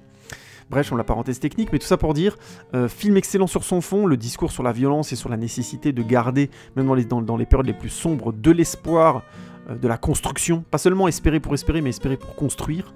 En amour, certes, c'est le message le plus simple, mais en famille, en amis, en société, c'est très très important. Et je trouve que le film porte très très bien ce message-là. Message beaucoup plus discuté et sombre dans l'Armée des morts de Zack Snyder, mais on y reviendra au moment venu, ne vous inquiétez pas, j'y reviendrai, ça fait longtemps que je dis que je vais l'aborder, je vais le faire, je vous le garantis. Plaisante jamais avec ces choses-là. Je vais le faire notamment parce que Zack Snyder va sortir son Justice League, il faudra parler de Zack Snyder, donc pourquoi pas se faire un petit l'Armée des morts avant. avec en plus, encore une fois, dans ce cas-là, une version cinéma, une version Snyder Cut. Ah, là, je me suis trouvé un petit podcast sympa. On va s'amuser, Posez vos flingues, je vais finir sur 28 jours plus tard et on va aller vers 28 semaines plus tard, mais quand même, admettez que ça fait plaisir de se dire qu'on va s'éclater comme ça avec 2 versions d'un même film. Ouais, je sais, je suis généreux. Quand j'ai envie de vous parler pendant 3 heures, je mets les bouchées doubles. C'est gentil, n'est-ce pas, madame? C'est gentil ce que je vous dis. 28 jours plus tard, donc, c'est cette force d'incarnation visuelle, c'est la création de l'infecté. Grand merci à ce film parce que franchement, ça fait du bien au cinéma international d'avoir des zombies qui arrêtaient de se traîner et qui couraient enfin. On avait enfin tout un autre discours sur la fureur et la violence contemporaine que plein de films du coup ont abordé ensuite et c'est vraiment très cool. On a aussi l'extraordinaire musique basée sur Godspeed, bien sûr, In a Heartbeat, In a House, In a Heartbeat, qui est juste une musique iconique de l'histoire du cinéma maintenant.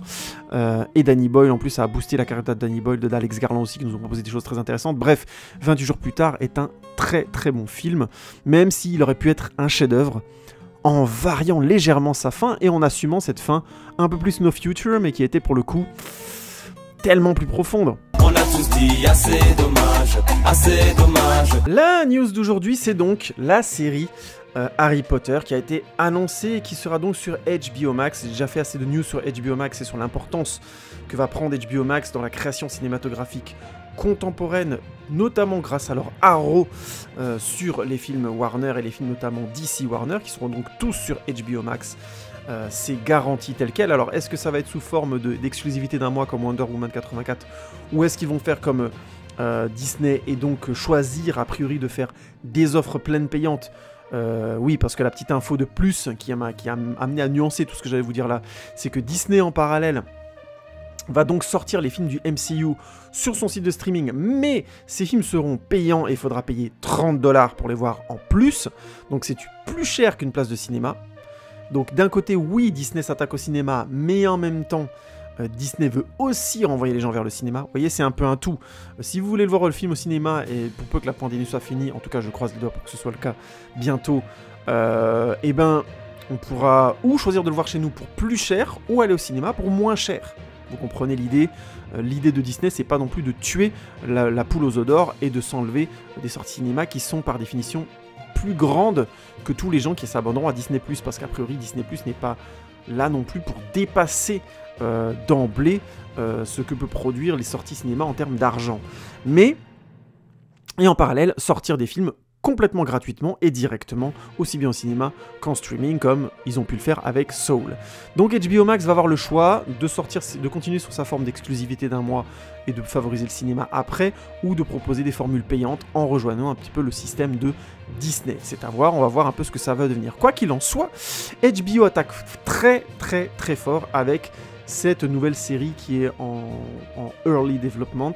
Donc on est vraiment au tout début du truc, mais ça a déjà été annoncé, ce qui prouve que HBO Max a déjà acheté les droits et donc déjà prêt avec Warner à relancer 10 ans de Harry Potter sur leur site de streaming. Donc c'est une annonce très forte, la guerre a commencé, entre guillemets.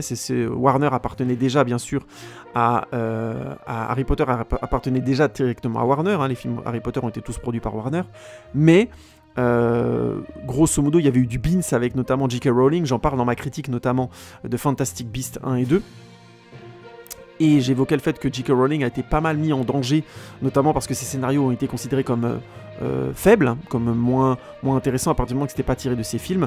Mais là, HBO Max est arrivé au bon moment, je pense, pour relancer l'importance de J.K. Rowling dans le business. Et à mon avis, J.K. Rowling a dû re-signer et vendre les droits extrêmement forts pour une adaptation en série télé. Alors est-ce que J.K. Rowling va, comme on le suppute probablement, écrire certains scénarios d'épisodes, être très présent sur la production et à la réalisation comme elle l'a été sur les films? À voir. Je sais que beaucoup de gens adhèrent à l'idée générale concernant les Harry Potter que J.K. Rowling, pour aller tout de suite taper les gens qui vont venir me foutre ça dans les commentaires, donc calmez-vous. Pose, lève ton pouce, attends, écoute 2 secondes. Écoute d'abord avant de mettre ton mean tweet, comme on dit, ton message violent et méchant, ou ton tweet violent. Je sais qu'officiellement, souvent on dit non, mais J.K. Rowling, elle était juste au scénario, et après elle a laissé les réalisateurs travailler, elle avait plus le droit à son mot à dire, elle pouvait pas tout choisir. Oui et non, parce que d'un côté officiellement on a ça, et de l'autre, dès qu'on commence à s'intéresser à ce que Spielberg parle de sa période Harry Potter, où il a fallu faire Harry Potter 1, et ben c'est J.K. Rowling qui a mis son verrou, son veto. Il dit pas elle a proposé, elle a dit elle n'a pas voulu de l'acteur qu'il avait choisi, elle a imposé Daniel Radcliffe. Ils ont commencé à faire le tournage officiel du film, il avait des lentilles vertes, et il était hors de question qu'au départ que Harry Potter n'ait pas les yeux verts. C'est parce que l'acteur qui était tout petit avait mal aux yeux qu'ils ont arrêté. C'est elle qui l'avait imposé, c'est pas la production. Donc je sais qu'il y a beaucoup de gens qui vont me soutenir mordicus que non, elle n'avait pas cette importance-là, mais je suis désolé, aucun des réalisateurs et des retours qu'il y a autour des films Harry Potter, où ils ont pu un peu déborder et dire des choses, n'ont évoqué une J.K. Rowling qui était grosso modo à distance du projet, simplement en consultation du scénario avec Stephen Kloves. Non, elle était vraiment présente, elle était présente au scénar, elle était présente à la réalisation, et elle ne se gênait pas pour imposer des choses si elle pouvait. Elle a imposé qu'il y ait essentiellement des acteurs anglais. Bref, tout ça, ça vient d'elle. C'est pas Warner Bros qui s'est amusé à dire bah écoutez, on fait comme tu veux, ce que tu veux. Ça a été un long processus. Il faut bien comprendre qu'une grosse boîte comme Warner Bros, si elle veut imposer des choses à un auteur de livre, elle a une armée d'avocats et de pognon, hein, elle y arrivera. Et même si J.K. Rowling était déjà très très riche à l'époque, quand ils ont fait Harry Potter 1 et 2, elle n'avait pas encore les moyens elle n'était pas encore multimillionnaire, hein, donc elle pouvait pas trop s'attaquer à Warner Bros. Mais elle a quand même réussi à avoir une place très importante dans la production parce qu'on lui a laissé cette place et parce que c'était l'auteur et puis c'est tout. Faut pas croire forcément que parce que le discours officiel c'est que elle était un peu rentrée, que c'était le cas. Oui, je suis obligé d'un peu, appuyer là-dessus parce que j'ai entendu un peu trop longtemps dans beaucoup trop de vidéos qu'elle avait du recul et que en tant que scénariste, voilà, non, elle pouvait pas trop, mais mon œil, c'est l'auteur. Donc je peux vous dire que si elle veut avoir de la place dans l'adaptation, elle l'a. Et je vous renverrai d'ailleurs à la vidéo très intéressante d'une chaîne que j'aime beaucoup, qui est la chaîne de Nora Abou, qui fait des critiques de films très très très intéressantes et extrêmement pointues. Elle a notamment fait une vidéo sur Stephen King, très intéressante, et elle explique notamment comment Stephen King en est arrivé à être réalisateur de sa propre version avec Maximum Overdrive, et à être très présent sur des films qui étaient supposés être réalisés par d'autres, comme Cimetière par exemple. Bref. Je vous renvoie à cette chaîne, elle est très très intéressante. Et oui, on fait de la pub pour les petits copains. Comme ça, on aura un meilleur karma, tout simplement. Tout simplement. Et oui, vous pensez pas assez à votre karma. Hein. Vous n'êtes pas assez bouddhistes, les gars. Hein. C'est bien gentil, les musulmans, les chrétiens et tout le bordel. Mais à un moment donné, boudin blanc, les mecs. J'ai donc digressé encore une fois, mais ce que je voulais dire sur Harry Potter, c'est que je reviens sur ma grande conclusion de la saga Harry Potter. Je vous renvoie au podcast que j'ai fait sur chacun des films si vous voulez connaître mon avis. Je trouve que c'est une excellente nouvelle qu'ils adaptent les Harry Potter en série télé parce que je pense qu'il y a la capacité de faire grandir tout un casting d'année en année, de tourner chaque saison, tel qu'a pu le faire par exemple Game of Thrones. Hein, ça peut tellement laisser le temps aux acteurs de développer leurs personnages. Moi, franchement, je suis très hypé par le principe d'avoir une série Harry Potter. Ça colle mieux à l'écriture, ça colle mieux au changement de ton de la série. On peut partir d'une série très enfantine pour aller faire quelque chose de plus en plus adulte. On peut accompagner des jeunes qui vont grandir aussi pendant la réalisation de la série. Franchement, s'ils me font une série avec 10 épisodes par saison, bien dense, bien plein, ils vont pouvoir mettre énormément de choses qui ont été zappées dans les films et qui étaient à mon avis très intéressantes à développer, voire même des à côté. C'est une série télé, donc il y aura la place, il y aura le temps de faire des choses qui n'auront pas forcément pour autre but que d'être du fan service, mais on s'en fout parce que ça sera dans le film, de laisser sa place comme certains le voulaient au Quidditch, aux fantômes, à tous les spectres qui sont dans Poudlard, à toutes les à côté de l'histoire des différents personnages. Bref, il y a grave de la matière pour avoir une excellente série. Alors franchement, s'ils se plantent là-dessus, HBO, je serais franchement surpris. Et en plus, c'est HBO qui le produit derrière. Moi, perso, je suis pas fan d'Harry Potter, mais cette série-là, ah ouais, j'ai envie de voir ce que ça va donner. Et je pense qu'on va bien s'éclater. Allez, je vais parier sur le fait que ça va vraiment le faire. Tu vas avoir des gros problèmes. Non mais c'est pour expliquer le dire. 28 semaines plus tard, est donc réalisé par Juan Carlos Fresnadillo, scénarisé par Fresnadillo lui-même, Enrique López Lavigne, Jesús Olmo et Rowan Joffé. Il est sorti en France le 19 septembre 2007 et était sorti en Angleterre et aux États-Unis le 11 mai 2007. Le film avait été interdit au moins de 12 ans, notamment de sa sortie cinéma, et je peux vous dire que c'est tout à fait logique. Bref, 28 semaines plus tard, c'est donc la suite, produite par Danny Boyle et Alex Garland, mais qui n'était pas réalisé ni scénarisé par Danny Boyle et Alex Garland, qui de leur propre aveu, notamment dans la construction du film, avaient proposé à un réalisateur différent de leur proposer un projet, et c'est Juan Carlos Fresnadillo qui leur a proposé la chose la plus intéressante. Il a développé un scénario avec ses 2 collègues, avec qui il travaille régulièrement, si j'ai bien compris, Enrique Lopez Lapine et Jesus Mo, et puis Rowan Joffé avait été amené par la production. Rowan Joffé est un scénariste qui a bossé sur sur des films, mais je ne les connais pas, je n'en ai vu aucun. Tout comme Juan Carlos Fresnadillo, il a fait Intacto qui avait eu son petit succès, et il a fait en 2011 Intruders que je n'ai pas vu. Et depuis, il a réalisé des épisodes de séries télé. Donc sa carrière s'est plus ou moins calmée depuis 28 semaines plus tard, qui est un film qui avait pour le coup 15 millions de dollars de budget, ce qui n'est pas énorme, mais qui était un bon budget. Le film l'utilise plutôt bien, j'en parlerai après. La musique est toujours assurée par John Murphy, et ils ont eu la bonne idée d'utiliser bien sûr toujours le morceau de Godspeed dont je vous ai parlé, et d'utiliser bien sûr In a House in a Heartbeat, tout en faisant une musique de nouveau originale, mais grosso modo on est dans ce qu'on avait pu connaître dans le premier film, et tant mieux, parce que ça marchait très très bien, et que ça marche encore une fois très bien ici. Donc j'ai pas forcément grand chose à dire du style du réalisateur. Ce que je vais analyser est plus profond, vous allez voir, parce que c'est comme ça dans The Good Post, on va dans les profondeurs de l'âme humaine, au tréfonds de la noirceur.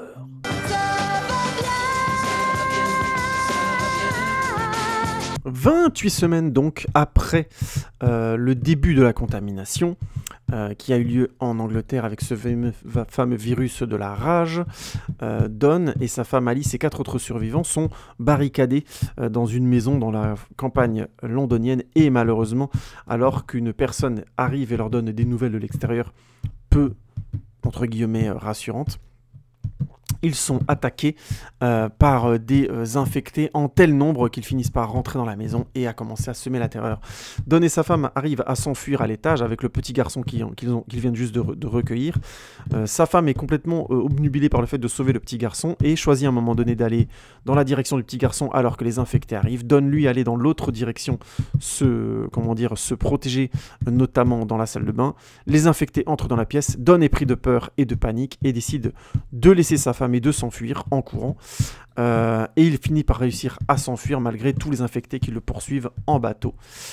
Quelques semaines plus tard, Don se retrouve donc dans une ville fortifiée où il retrouve enfin ses enfants qui sont ramenés dans une zone fortifiée gardée par l'OTAN notamment, où on commence à envisager tout doucement, puisque les infectés sont globalement morts ou de plus en plus moins nombreux, à repeupler tout doucement l'Angleterre. Donc on fait revenir les enfants notamment de Don dans leur ville, dans cette ville fortifiée en Espagne. Le problème, c'est que très très vite, on retrouve les enfants de Don arrivent à fuir cette ville fortifiée et retrouvent chez eux la mère, leur mère, qui est en fait le premier cas mondial de personnes infectées qui ne s'est pas transformée. Elle est le patient zéro. On décide donc de la ramener dans la zone fortifiée. Et évidemment, ce qui devait arriver arrive.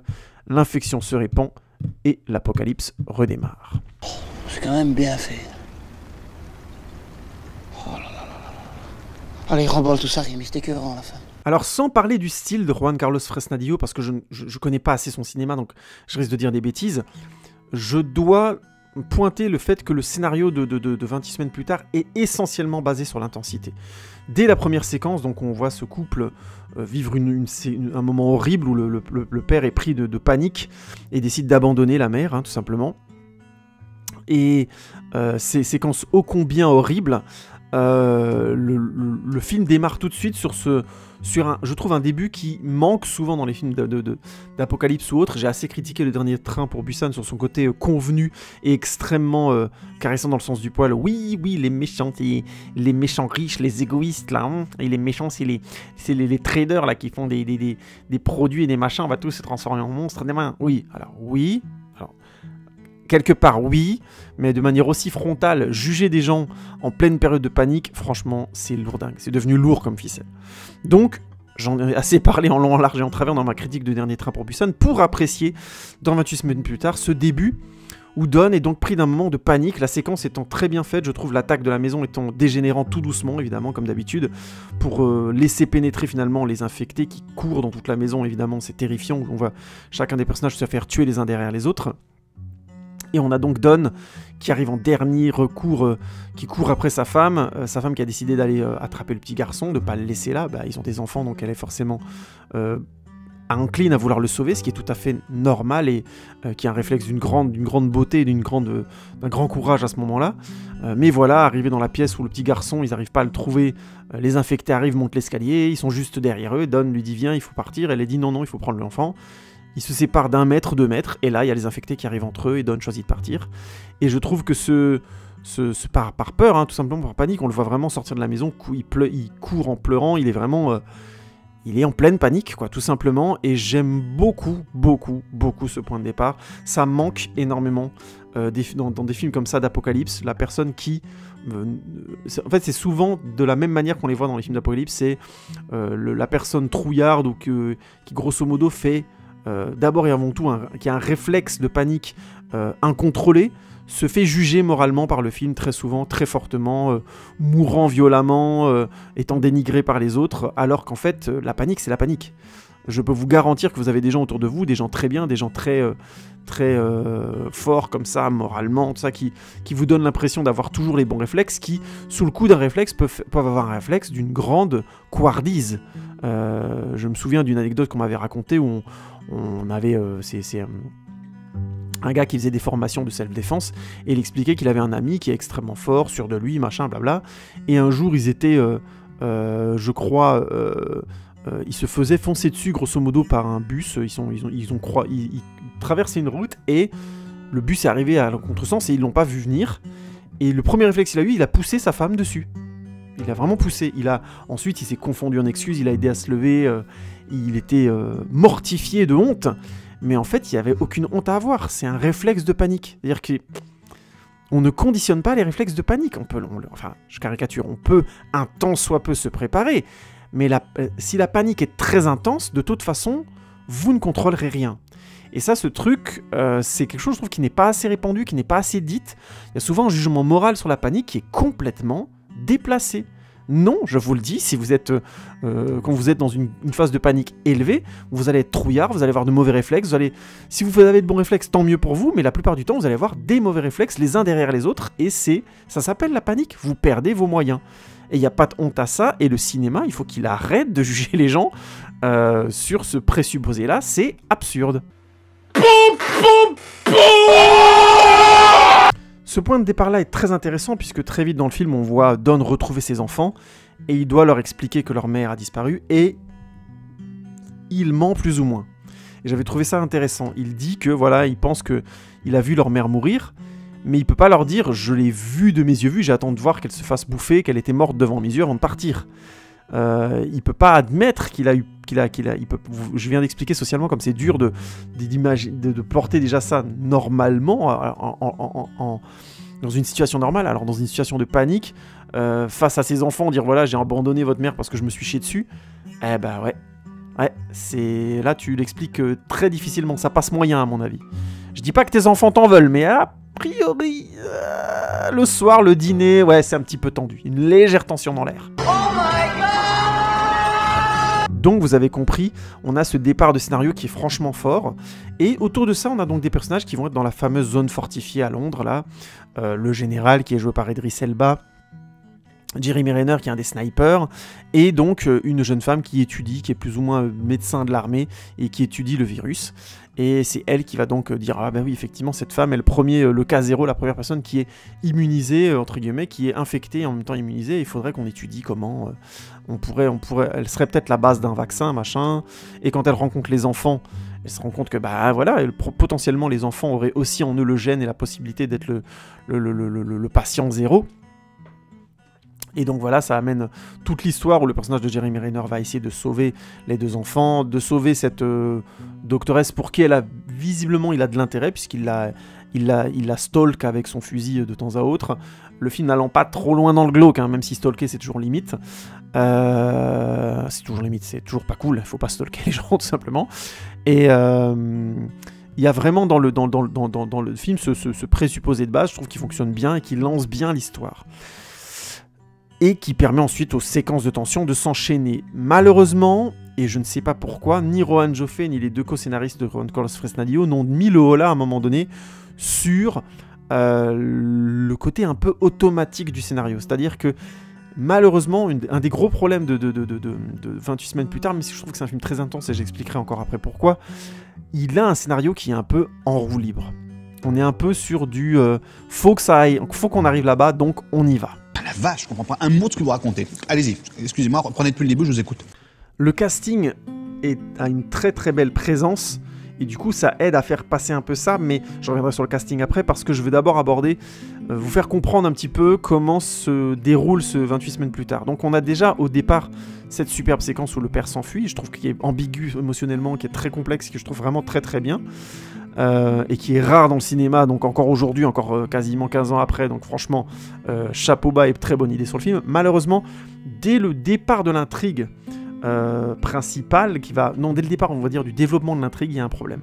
Donc les enfants déjà arrivent à sortir de la zone fortifiée, ils sont vus par des soldats, qu'ils ne les rattrapent pas tout de suite, ils ont le temps de partir, d'aller jusqu'à leur maison, de rentrer dans la maison et de rentrer en contact avec un infecté, donc autant dire que leur système de sécurité est nul.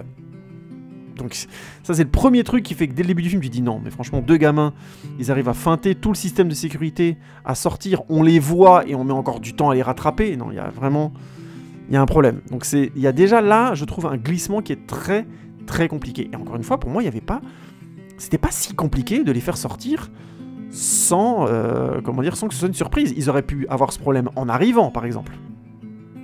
Vous voyez ce que je veux dire? Qu'il y ait plus d'infectés que prévu, qu'ils soient obligés qu'on doit les évacuer d'urgence, que se retrouvent un petit peu à devoir s'enfuir chez eux, machin, blablabla, et qu'ils retournent au seul endroit qu'ils connaissent, leur maison, et ensuite ils vont s'en fortifier avec leur mère. Vous voyez ce que je veux dire? Et on n'aurait peut-être pas eu la séquence où le père est obligé d'expliquer des choses à leurs enfants, mais au final, comme c'est pas vrai et qu'on le sait déjà, on l'a vu, nous, on le sait ce qu'il doit porter, le gars. Parce qu'au final, le film, c'est ça qui est triste aussi, ne le développe pas. C'est-à-dire que le père dit ça aux enfants, et il n'y a pas la séquence suivante où les enfants vont pouvoir dire au père: tu nous as menti. Qu'est-ce qui s'est passé? Pourquoi tu t'es enfui? Machin, blablabla. Enfin, si, on l'a dans le film, cette séquence-là. Mais elle est très modérée. Finalement, elle n'est pas le discours du film. Alors qu'en fait, si, l'intro du film, c'était ça, donc ça aurait dû être ça, le discours du film en entier. Pour finalement aller dans une direction qui est plus viscérale, mais à la limite, j'ai plus de mal à le défendre parce que je trouve que le propos du film était moralement plus intéressant. Bref. Je reviendrai là-dessus après, vous allez comprendre pourquoi. Mais grosso modo, je pense qu'il y avait déjà, dans le cœur du film, les enfants auraient demandé naturellement au père, par exemple, pourquoi maman elle était là et pas toi? Pourquoi toi t'étais déjà là, t'as l'air d'aller bien, et maman elle est blessée toute seule? Puisque la mère en plus a l'air d'être...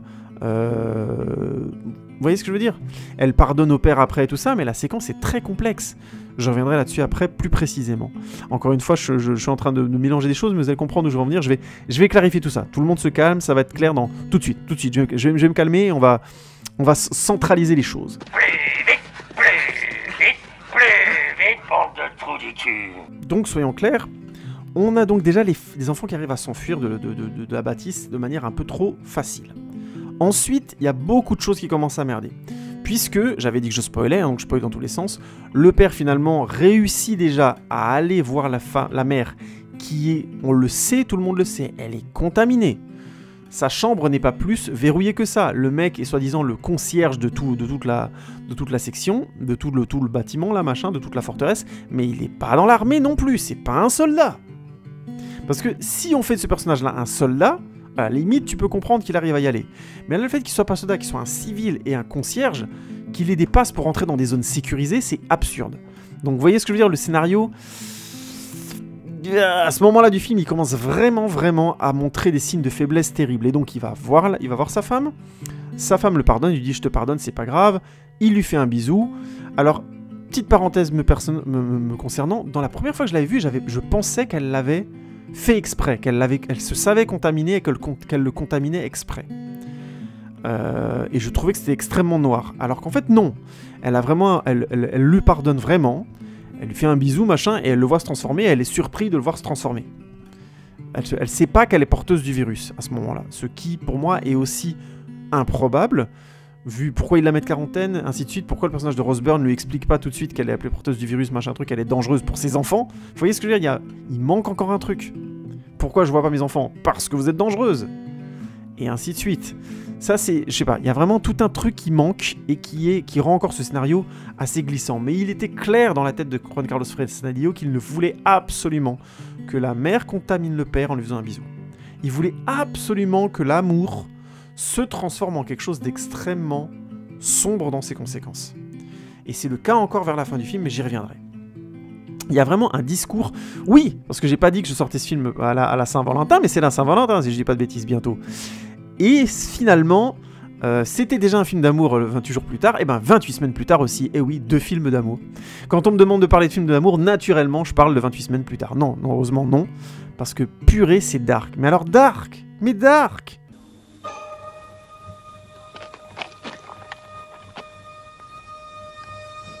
On va tous y rester. Parce que oui, donc il arrive de manière improbable à avoir un passe pour passer tout, aucun soldat ne le dérange, il va voir le seul infecté qu'ils ont dans toute la bâtisse, tout seul avec la carte, personne ne vient le voir, il n'est pas filmé, enfin bref, il est tranquille quoi. Et il peut carrément rentrer en contact avec elle et lui faire un bisou, et évidemment arrive ce qui arrive, il est contaminé. Et là on a une séquence d'une noirceur terrible, puisque pris de ce virus de la rage, il commence à tabasser sa femme en lui faisant carrément saigner, en lui faisant péter la bouche et tout, c'est extrêmement violent, et il finit par lui enfoncer les pouces dans les yeux. Référence à la séquence du premier film, mais dans une version bien plus sombre. Et là, psychanalytiquement parlant, le film est très complexe. Parce que je ne comprends pas pourquoi Juan Carlos Fresnadillo avait absolument besoin de mettre en scène ça. C'est-à-dire le moment où le conjoint, pris d'un accès de fureur maladif, massacre l'amour de sa vie. Massacre littéralement. C'est un truc très étrange, parce qu'en termes de sens, c'est vraiment compliqué à analyser au-delà. Si on va pas dans le côté psychanalytique du réalisateur et des auteurs du scénario, je vois pas ce qu'on peut en dire. Vous voyez ce que je veux dire, il y a un côté comme ça, c'est d'une violence tellement froide et tellement organique en même temps. Est-ce que cette femme avait mérité ça? Non, elle venait de le pardonner. Est-ce que lui, qui se sentait coupable à mort, venait pas de vivre une rédemption? Oui, et tout de suite, c'est détruit par une sorte de violence. Ils sont maudits, quoi. Il y a quelque chose de la malédiction qui est extrêmement fort dans le discours du film, et qui va jusqu'au bout du film, d'ailleurs. Hein, c'est ça qui est dingue. Et c'est une séquence que j'aime beaucoup, malgré tout, à cause de ce côté incroyablement désagréable et malsain. Enfin, c'est vraiment une séquence que je ne sais pas comment interpréter autrement qu'avec des mots de l'ordre du malsain, de la violence physique, psychanalytique. Il y a une vraie violence qui est faite au spectateur, quoi. Pourquoi ces deux personnages sont punis, ce sera jamais vraiment clair. Parce que elle a rien fait au final, elle a été plutôt juste dans le film. Et le fait de pardonner son mari fait qu'il l'embrasse et qu'ils sont maudits derrière. Enfin, il y a quelque chose comme ça chez Juan Carlos Fresnadillo qui devait être très important. Alors oui, Danny Boyle et Fresnadillo et Alex Garland vendent beaucoup le film, notamment dans les suppléments du film, en disant qu'ils aimaient beaucoup l'idée que la femme et ensuite le fils, donc qui sera donc porteur sain du virus, soit une épée, une lame à double tranchant. C'est-à-dire d'un côté on peut créer le vaccin, de l'autre il peut aussi répandre énormément le virus, ce qui visiblement se produit à la fin évidemment. Mais il y a vraiment, je trouve, dans le choix de comment ça arrive, le fait que ce soit un mari qui soit pris par un accès de panique, qui ensuite soit finalement pardonné par sa femme bien qu'elle ait souffert énormément, que juste après qu'il se retrouve, il est contaminé et la massacre, et qu'on soit... Comment dire, ils choisissent pas de faire un massacre hors champ. C'est dans le champ de l'image, on le voit vraiment faire ça. Donc ça veut dire quoi? Ça veut dire qu'il y avait un fond de vrai? Ça veut dire que quelque part il lui en voulait de se sentir coupable. Vous voyez ce que je veux dire? Il y a quelque chose de psychanalytique, quoi, à creuser, parce que sinon je ne vois pas pourquoi on a eu le droit à une telle violence et à une telle noirceur juste après. Et ce qui est assez drôle aussi, c'est que fini ce discours-là du film, le film va ensuite enchaîner une fuite. Ça, pour moi, dans le terme de principe, j'aime beaucoup l'idée. Hein. Les films qui sont juste des fuites ou des grandes courses, j'adore. Je suis un grand fan notamment d'Apocalypto, il serait temps que je vous en parle et que je fasse un podcast dessus. De Mel Gibson, j'aime beaucoup ce film, il est excellent. C'est une grande... En fait, c'est un aller-retour et c'est juste excellent comme c'est mis en scène. J'y reviendrai à l'occasion. Et donc, pas de souci pour moi que ce soit une fuite, mais c'est une fuite qui est forcée. Puisque, comme je vous l'ai dit, il y a déjà trop d'éléments avant leur fuite qui posent problème. Comment il peut avoir accès autant en étant concierge à des zones aussi sécurisées et dans une période aussi tendue et grave qu'une pandémie de cette gravité. Il n'y a même pas un soldat devant comment dire, le truc qui l'empêche, qui lui dit non mais attends, qu'est-ce que tu fous, où tu vas là, à quoi tu joues, alors qu'il devrait y avoir 4 soldats avec des masques à gaz armés jusqu'aux dents, prêts à empêcher qui que ce soit de non autorisé à rentrer, et à chaque fois que tu rentres c'est fermé, verrouillé, et si tu te fais contaminer tu crèves là-dedans toute seule. Vous voyez ce que je veux dire, c'est logique à ce niveau de pandémie là. Donc il y a déjà une candeur, c'est même pas de la candeur là, c'est de la naïveté déplacée du film, donc il y a un vrai problème. Le film ensuite bascule dans cette noirceur là, et au final on a ce discours étrange où les personnages vont fuir, notamment les enfants, et se retrouver confrontés à leur père infecté plusieurs fois, 2 fois notamment. Je reviendrai ensuite sur la tension du film, pourquoi j'aime beaucoup ce film malgré toutes les critiques que je suis en train de lui faire. Hein. Donc le fils se retrouve face au père à un moment donné dans une zone soi-disant sécurisée pour la population. Le père arrive à y rentrer, là aussi grosse incohérence scénaristique. Comment une zone qui est considérée comme une zone de confinement, donc où on va mettre toute la population civile, on est bien d'accord, hein. Toute la population civile est dans ces zones de confinement qui sont en fait des sortes de grandes caves. Et en fait, le personnage du père qui est infecté, il arrive à y entrer, quoi. Il arrive à y entrer, c'est tout. Et quand je dis que c'est pas plus compliqué que de passer par un tuyau, c'est ce niveau-là, quoi. Il passe une porte et voilà, il y est, quoi.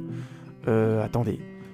Non seulement c'est une pandémie qui a commencé depuis maintenant 28 semaines, et on sait que quand ils sont super nombreux, ils sont super vénères.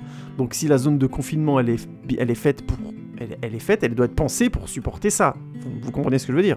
Et visiblement, ils ont construit des miradors et des machins, et ils ont construit un gros truc. C'est pas du genre, ils ont conçu ça en 2 secondes pour voir si ça allait marcher. Ils ont construit un gros bâtiment, ils ont construit un immeuble pour essayer de repeupler. Donc ce truc-là doit être the safe place, quoi. Et ils n'arrivent pas à contenir un infecté qui se balade. Oui, je vous l'ai dit, en termes de cohérence scénaristique, c'est clairement pas le film de l'année.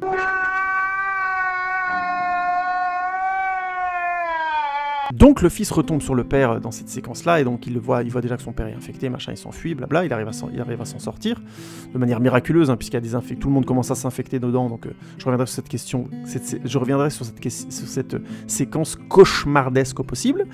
Et donc plus tard, on le retrouve à la fin du film dans les mouches du métro, il retombe sur son fils, il contamine son fils, il le mord, si je dis pas de bêtises, et la fille est obligée de tuer son père aussi. Bon, scène extrêmement, évidemment, encore psychanalytique, mais bon, pour le coup, plus cohérente, puisqu'il est, grosso modo, il est infecté, elle n'a pas le choix.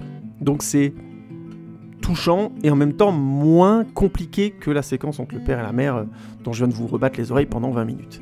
Donc voilà, il retombe plusieurs fois sur le père, et c'est supposé faire sens. Le seul sens que je vois à peu près, c'est que le père, dans sa rage, a encore une sorte d'instinct ou de animal qui fait qu'il retrouve ses enfants, même si c'est pour les buter, au final il les retrouve. Donc il y a quelque chose de la filialité au-delà de la maladie, au-delà de la folie, qui est assez dingue, et qui donc porterait à croire que dans le massacre de la compagne, de sa femme avant, il y a vraiment une part psychanalytique présente, c'est-à-dire un désir de détruire parce que d'une manière ou d'une autre elle l'a fait souffrir, ou toutes les petites choses qui font que remontent à la surface et permettent d'alimenter cette rage. Je suis obligé de l'analyser comme ça, puisqu'il retrouve son fils, il lui saute dessus, il le sent, il le renifle, il y a quelque chose de l'animal, quoi. Il retrouve vraiment, il sait que c'est quelque chose de proche, quelque chose de proche. Donc il y a un discours comme ça, ils sont plus humains, mais en même temps ils ont gardé une sorte de truc primaire qui va de toute façon les amener vers leurs proches et vers une violence envers leurs proches. Donc il y a quelque chose comme ça de la destruction familiale, ou d'une sorte de malaise, de mal-être familial qui va s'exprimer dans la violence. Enfin, en tout cas, moi, c'est comme ça que je l'analyse, hein, parce que sinon, je vois pas exactement où le film va en venir avec ça. Au-delà du fait de vouloir, évidemment, contaminer le fils pour que, à la fin du film, le fils soit emmené ailleurs par des gens qui pensent faire les choses bien et qui, en fait, vont contaminer tout le continent. Alors que jusque-là, il y avait juste, entre guillemets, les Royaumes-Unis qui étaient en quarantaine. Bref, tout ça pour dire... vous voyez, scénaristiquement, c'est problématique, et si je m'arrêtais là, vous pourriez me dire, bah écoute, non, franchement, 28 semaines plus tard, walou, quoi, c'est pas la peine, hein, avec un scénario pareil. Mais vous vous tromperiez, vous auriez tort. This is, I mean, the emotion here is so extraordinary that it is beyond words. I mean, l'émotion est tellement extraordinaire qu'elle dépasse les mots, qu'elle dépasse l'entendement. Parce que oui, 28 semaines plus tard, enchaîne les séquences de flip et d'angoisse, je trouve, de très très haut niveau. On a dès le début du film donc cette fameuse séquence avec le père qui s'enfuit, qui est juste... On comprend sa panique, c'est vraiment une séquence flippante au possible, il se fait courir ensuite après dans un champ avec les infectés derrière lui, le plan est génial, on a Robert Carlyle qui sait plus où il est, c'est juste très très bon. Et on va enchaîner comme ça, vraiment, on a la séquence qui va nous expliquer grosso modo que le camp fortifié, qu'est-ce qu'ils essaient de faire, comment ils espèrent reconstruire et tout, l'arrivée de la mer, et une fois que le père est contaminé, c'est le début de la grande fuite. Et là encore, on a cette séquence absolument géniale où on voit d'abord les soldats être débordés par le nombre... Non, c'est ensuite.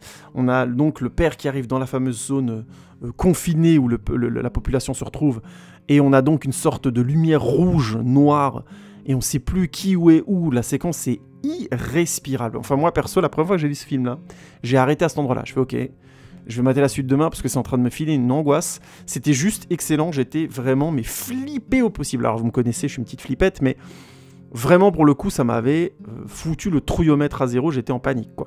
Donc j'ai maté le film en 2 fois honnêtement, hein. Et c'est pas les seuls films où j'ai fait ça, vous me connaissez, j'en ai déjà parlé d'autres. Et cette séquence-là, je l'ai revue là et je l'ai trouvée toujours aussi cauchemardesque. C'est absolument génial. C'est une séquence qui est terrible. C'est vraiment le coup dur. On est tous serrés comme des sardines là, dans un espace confiné et il y a un infecté qui rentre et on ne sait plus qui est infecté, où on n'arrive plus à repérer qui est comment, qui est quoi, qui se fait attaquer, qui attaque qui. Je trouvais ça absolument génial. Et encore une fois, cette séquence, c'est une des séquences de flip les plus classes que j'ai vues personnellement au cinéma. C'est brillantissime. Non, je l'ai pas vu au cinéma, excuse-moi. À la télé, c'est juste brillantissime. Et parce que j'ai vu ces 2 films, je les ai pas vus au cinéma. Hein. Moi, j'étais une flippette, c'est pas le genre de film que j'aurais osé aller voir au cinéma à l'époque. Maintenant, j'aimerais bien aller voir au cinéma. J'ai grandi un petit peu, j'ai pris de la bouteille, mais honnêtement, quand j'étais plus jeune, non. Je me serais pas fait ce genre de film au cinéma, j'aurais pas dormi, j'aurais été dans un état horrible pendant une semaine. Et oui, je vous raconte ma vie, mais c'est une réalité. Faut se protéger. C'est pas pour autant qu'il faut pas regarder ce genre de film, mais il faut savoir se protéger. Non, je ne crois pas, non. Pourquoi ? Pas envie. Donc on a cette séquence cauchemardesque, on a ensuite des séquences qui sont plus fun, où on voit le personnage de Jeremy Renner qui commence à les aider. Alors on a d'abord la séquence où on a les soldats qui sont débordés, qui doivent supposer, au départ on leur demande, leur consigne c'est de sniper les infectés essentiellement, et ils voient bien sûr ce qui est supposé se produire, hein. C'est-à-dire on voit les gens s'enfuir des sous-sols, sortir, mais comment tu fais pour distinguer un infecté d'une personne ? Au bout d'un moment ils perdent vite le contrôle, et ils perdent complètement le contrôle, et on leur demande du coup de buter tout le monde sans distinction, évidemment ce qu'ils osent pas faire, ce qui est tout à fait logique. Et là le personnage de Jeremy Renner décide de partir, et il voit le personnage de Rose Byrne dans sa lunette avec les enfants, et notamment Rose Byrne, il décide d'aller la sauver. Et là donc le film prend un autre atour, puisque c'est un soldat qui se rebelle, pas forcément pour de bonnes raisons, peut-être pour des raisons improbables, peut-être tout simplement parce qu'il est amoureux de cette femme de manière lointaine. C'est assez romantique comme ça, il y a un petit côté fleur bleue, et finalement elle lui explique que il y a un des 2 enfants qui pourrait être la solution à tout ça, et il décide d'être de son côté et de quitter ce quartier qui va être donc d'abord vidé à coups de snipe et petit à petit écramé au napalm, dans une séquence assez géniale aussi, pour finir sur une très très belle séquence. Ils ont tout un passage avec lui où ils arrivent à s'enfuir, passer par un champ notamment, très belle séquence où on voit un grand kiff de fans de films de zombies, un hélicoptère éclater des zombies avec ses pales d'hélice. J'ai trouvé le plan juste génial, c'est complètement nawakesque, et ça pourrait défoncer le rotor de l'hélicoptère et la faire s'écraser 20 fois, mais rien que pour le kiff de la séquence et le côté gore assuré du film, j'ai trouvé ça super bon, sachant qu'en plus ça ne diminue en rien la tension du film. Et on a donc, ils retournent en ville, je sais plus exactement par quel moyen, se font rattraper par des mecs qui sont en train de tout cramer. Et là, on a le personnage de Jeremy Renner qui sort de la voiture. La voiture où ils ont trouvé démarre pas, et ils doivent la pousser, ils la poussent, et il se fait brûler vivant. La séquence est très très belle, très triste. Franchement, je trouve que c'est une séquence qui marche bien, qui est vraiment noire, où on voit vraiment des mecs décider de cramer un gars en disant voilà, visiblement c'est pas un zombie, mais ils le crament quand même, parce que c'est les ordres qu'ils ont reçus. Enfin, le film est vraiment sombre. Les personnages finissent par s'enfuir dans le métro, se font rattraper aussi par des infectés, et notamment par le père qui tue le personnage de Rose Byrne, elle meurt là. Et donc le père, contamine le fils, et finalement il retrouve l'hélicoptère où il y avait le copain de Jeremy Renner qui décide de les aider, de l'emmener à Paris, et évidemment, dernier plan de fin twist, une semaine après leur arrivée, ou je sais plus combien de temps après leur arrivée, il y a des infectés sur le Trocadéro, si je dis pas de bêtises, en face de la Tour Eiffel, donc l'infection est allée partout. Mais on a vraiment une suite, je vous ai raconté le film très vite, mais je trouve qu'il y a vraiment une intensité qui se met en place, et le film court, et là-dessus, Juan Carlos Fresnadillo est très bon. On a un film très intense, très noir. Moi perso, c'est un film que je trouve toujours d'une grande intensité et qui arrive à survivre à des énormes faiblesses scénaristiques pourtant, hein, faut être clair.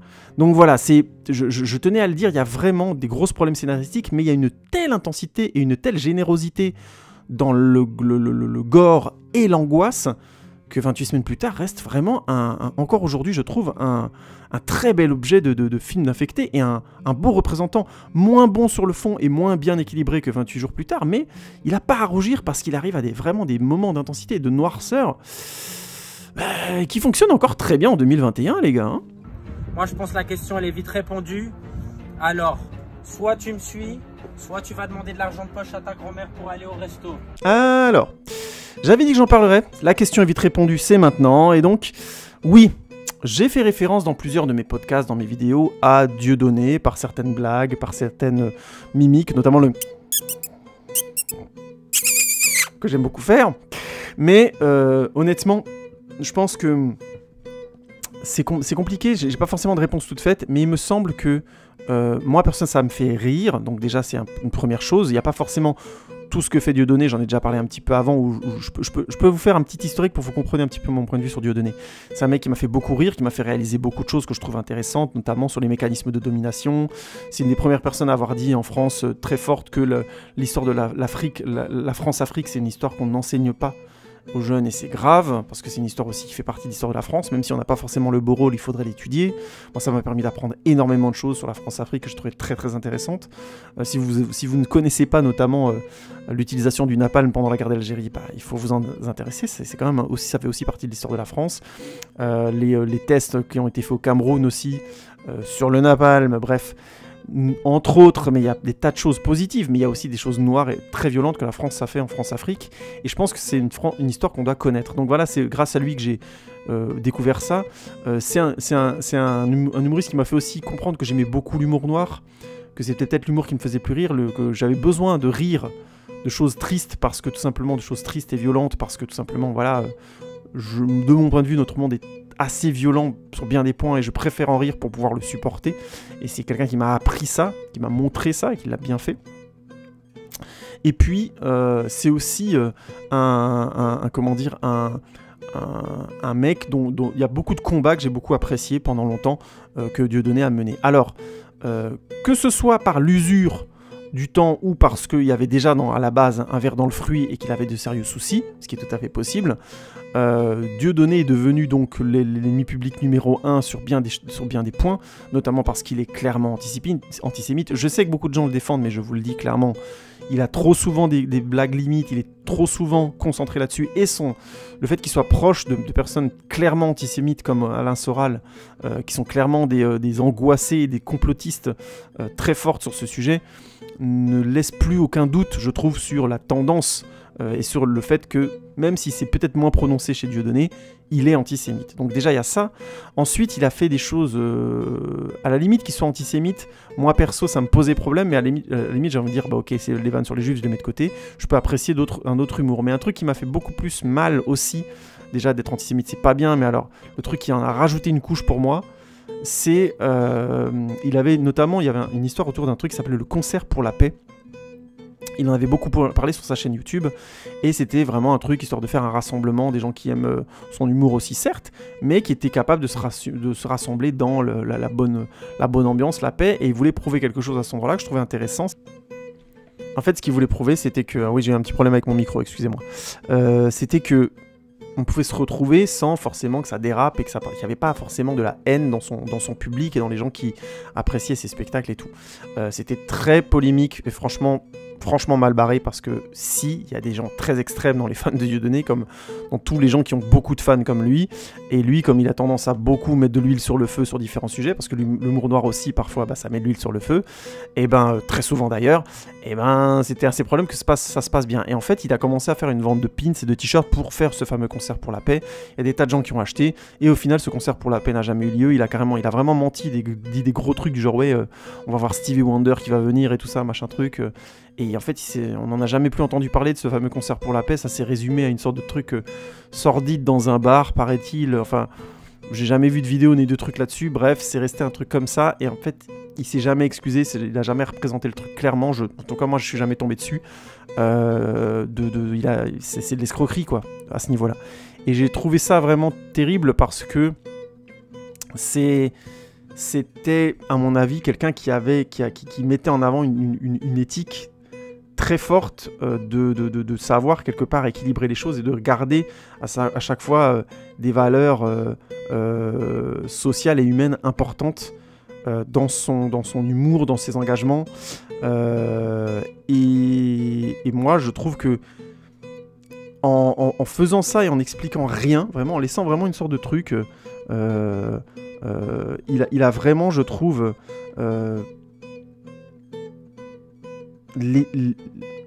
déçu, moi, mais plein d'autres personnes, sur, à un moment donné, la valeur qu'on pouvait accorder à sa parole et le fait qu'au final, lui, tout ce qu'il avait, c'était sa parole. Donc quand il a menti là-dessus, je trouve qu'il a, en tout cas pour moi et pour beaucoup de gens, perdu énormément en crédit et en valeur dans tout ce qu'il pouvait prôner et penser. C'est une riche idée. Est-ce que tu crois qu'ils l'ont fait? Est-ce que tu crois qu'ils l'ont fait? Non. Si, ils l'ont fait. C'était pas mal parti. Mais ils se sont arrêtés là. Et c'est ça qui est dommage. Hein? Tu vois, c'était de la poudre aux yeux.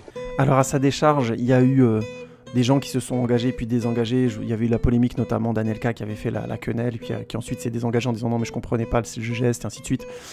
C'est plus compliqué que ça. Anelka, il perdait beaucoup de crédit en s'associant à Dieudonné, donc beaucoup de gens pensent, moi le premier, qui soutenait au départ les idées de Dieudonné avant de rendre compte que il était antisémite ou qu'il y avait des choses qui le dérangeaient et qu'il voulait pas plus être proche de lui, en tout cas au moins médiatiquement. Donc voilà, il y a des gens qui s'étaient peut-être engagés sur ce concert pour la paix, qui se sont engagés, c'est possible, mais en attendant, il fallait l'assumer, il l'a jamais fait. Bref, et à partir de là, moi aussi, j'ai commencé vraiment à être...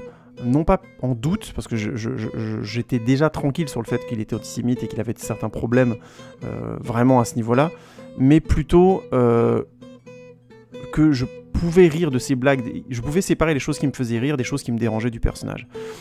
Et donc, on m'a fait remarquer, à juste titre, et c'est là que je voulais en venir, que je le citais parfois comme ça, que ça arrivait un peu à l'improviste, parce que ça fait partie de ma culture et tout, et que ça pouvait vraiment déranger, voire mettre mal à l'aise. J'entends. J'ai pas forcément de réponse toute faite à ça, parce que ma réponse au départ c'était de dire je pratique aussi l'humour noir, hein, et je vais vraiment de tous les côtés. Je pense que vous avez remarqué dernièrement, je fais souvent des vannes sur le féminisme et tout, je dis féminazie et tout ça, gauche à droite, j'imite Soral, Zemmour et ainsi de suite, alors que un des combats les plus importants qu'on a actuellement, c'est le féminisme, c'est qu'on a besoin du féminisme. Le féminisme, c'est un rayon de soleil depuis le début des années 2010. Faut s'en rendre compte. Je veux dire, le MeToo, ça nous a mis des claques dans tous les côtés, mais qu'est-ce qu'on en avait besoin? Vous vous rendez compte du nombre de révélations qu'on a d'abus sexuels rien que dans le milieu de l'audiovisuel, du cinéma? Ça n'arrête pas, quoi. Depuis MeToo, ça n'arrête plus. Donc il faut absolument, entre autres, le féminisme, c'est pas que ça, mais ça a permis ça, et c'est déjà extraordinaire. Donc, faut m'entendre, mais moi, j'aime jouer avec l'ironie, parce que dès que c'est très sérieux et que ça fonctionne très bien, j'ai envie d'en rire. Pas pour le décrédibiliser, mais c'est presque un hommage. Je sais que c'est paradoxal, mais pour moi, c'est un hommage. C'est les gens qui s'attaquent de manière aussi déséquilibrée et débile que Soral ou Zemmour, j'ai envie de me moquer d'eux gentiment. De reprendre leurs propos presque au premier degré, tellement c'est stupide, des fois. Et c'est drôle, quoi. Moi, j'ai adoré faire le pitch de Mulan façon Alain Soral, ça m'a éclaté, ça m'a fait beaucoup rire. Alors, je sais pas si ça vous a fait rire, si vous avez trouvé ça saoulant ou l'autre, faut pas hésiter à me le dire, mais je comprends, d'un côté, j'entends que ça dérange, que je puisse faire référence à des gens polémiques. De l'autre, à partir du moment où ça me fait rire, je pense que ça peut faire rire. Mais j'entends aussi que ça puisse choquer, alors... Arrivé à un certain point, j'ai envie de dire, si ça vous choque, n'écoutez pas, parce que c'est mon humour, donc quelque part ça va revenir. De l'autre, je suis pas je suis capable de dire bah ouais, peut-être que j'ai mal équilibré ma blague, c'était mal senti. Et souvent, je réécoute mes podcasts, j'ai beaucoup expérimenté dans The Good Post avec des blagues, avec des imitations, avec des machins. J'essaie vraiment plein de choses différentes. Et je suis le premier à dire que des fois c'est mal équilibré, que c'est pas drôle, que ça tombe à plat, plein de fois. Donc, je pense que j'ai beaucoup de choses à apprendre sur l'humour, donc notamment. Et je suis le premier à entendre si vous trouvez que c'est pas drôle et que ça fonctionne pas, c'est vrai. Et que certaines références vous choquent, je peux l'entendre. Mais quelque part, j'essaye aussi un peu de vous choquer. Donc vous voyez, c'est un peu compliqué pour moi aussi, parce que même si je dis des choses sur les films qui sont parfois un peu limites, mon objectif de fond, c'est de provoquer chez vous de la réflexion. Ou de vous amener à approfondir vos réflexions sur différents sujets. Pas parce que je pense que je les ai compris mieux, mais parce que je les ai réfléchis de manière singulière, parce que c'est ma manière de le réfléchir, et j'espère par cette manière-là vous donner envie d'aller plus loin, de vous interroger sur différents points. Peut-être simplement pour dire ça, j'y crois pas, il a tort pour tel point. Mais si vous avez des arguments fondés pour contredire ce que je dis et que ça vous paraît cohérent, mon rôle, il est accompli. Vous voyez ce que je veux dire ? Alors, je veux pas faire trop long sur ce point-là, mais je voulais un peu m'expliquer sur mon point de vue déjà sur Dieudonné, mais aussi sur l'humour et l'humour noir en général. Oui, je résume, je fais parfois référence à Dieudonné et je comprends que ça puisse choquer, mais j'estime que parfois c'est drôle, parfois ça l'est pas du tout, et c'est ça que je dois trouver comme rythme, comme équilibre. Si c'est drôle, je pense que ça passera. Si c'est pas drôle, j'entends que ça puisse déranger, et c'est clair que mon objectif, c'est pas faire la promotion de Dieudonné, parce que je pense qu'il est trop limite, trop complexe au jour d'aujourd'hui, et encore, de mon point de vue, trop ambigu sur bien des points au-delà de l'antisémitisme pour que je lui fasse de la promo comme ça, gratuite, en mode allez-y, c'est comme il le dit lui-même d'ailleurs dans ses spectacles, allez rire sans préservatif, tout va bien se passer. Non, justement, c'est comme il le dit lui-même, chez lui il y a des champignons, quoi. Et ça craint un peu. Ouais, je sais, la référence est un peu gore, mais bon, au moins on se comprend. Voilà, quand je vous dis que mon truc c'est l'humour noir, je pouvais pas faire plus sale que ça peut-être aujourd'hui. Mais enfin, ça va pas! Mais c'est juste insupportable! Arrêtez! Donc voilà, c'est la question est vite répondue, où j'ai pas forcément de point de vue tout fait là-dessus. Encore une fois, je ne demande qu'à progresser. Si d'ailleurs vous avez des conseils à me donner sur comment mieux écrire de l'humour, mieux l'amener, des techniques de blague ou de mise en scène, franchement, je suis preneur. Je ne demande qu'à apprendre là-dessus, vraiment, vraiment. Et j'espère que, même si je fais encore référence à l'avenir, à Dieudonné sur certaines choses, certaines blagues ou autres, ça vous fera rire, au-delà, et que derrière, ça vous dérangera peut-être un petit peu, que ça vous piquera, mais que d'abord, ça vous fera rire. Parce qu'au final, si je cite et si je fais ce genre de référence ou de blague, c'est d'abord pour vous faire rigoler, pour alléger un peu le podcast, et qu'au milieu de toute cette logorée, il y a un petit peu des appels d'air dans le bon sens du terme pour vous. On respire un beaucoup avant de replonger dans la réflexion et dans les échanges. Donc c'est surtout ça que j'espère faire au final. Donc voilà, n'hésitez pas à me conseiller en tout cas. Oui, c'est beau, la vie. 28 jours et 28 semaines plus tard sont pour moi deux films très intéressants. Une duologie que j'aime beaucoup parce qu'elle est très différente, avec des défauts différents, avec des identités différentes quand on a des réalisateurs différents, mais aussi parce que je trouve vraiment, dans 28 semaines plus tard notamment, que ce truc très étrange de l'amour noir familial qui traverse tout le film et qui est carrément une sorte d'apocalypse, je trouve ça vraiment... C'est amené de manière très étrange. Il y a d'autres films qui traitent de ça, de la fin de la famille comme une sorte de fin du monde. Et il y a un film que j'adore qui s'appelle Darkness qui traite de ça, que j'aime énormément.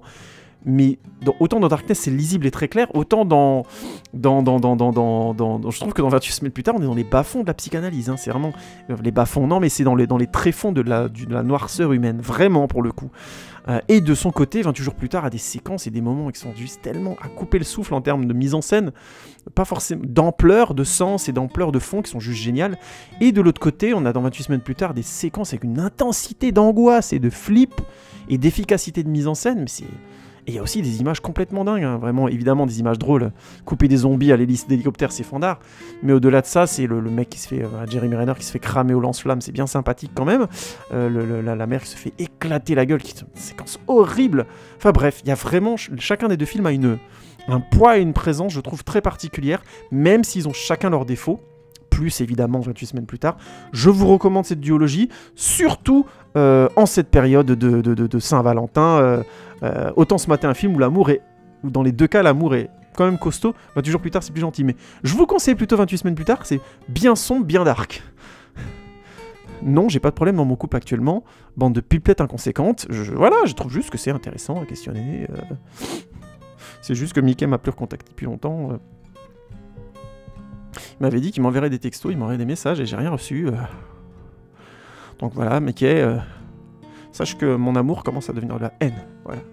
C'est toi qui l'as fait, c'est ta faute. Qu'est-ce qui lui grignote le cerveau, cette espèce de con?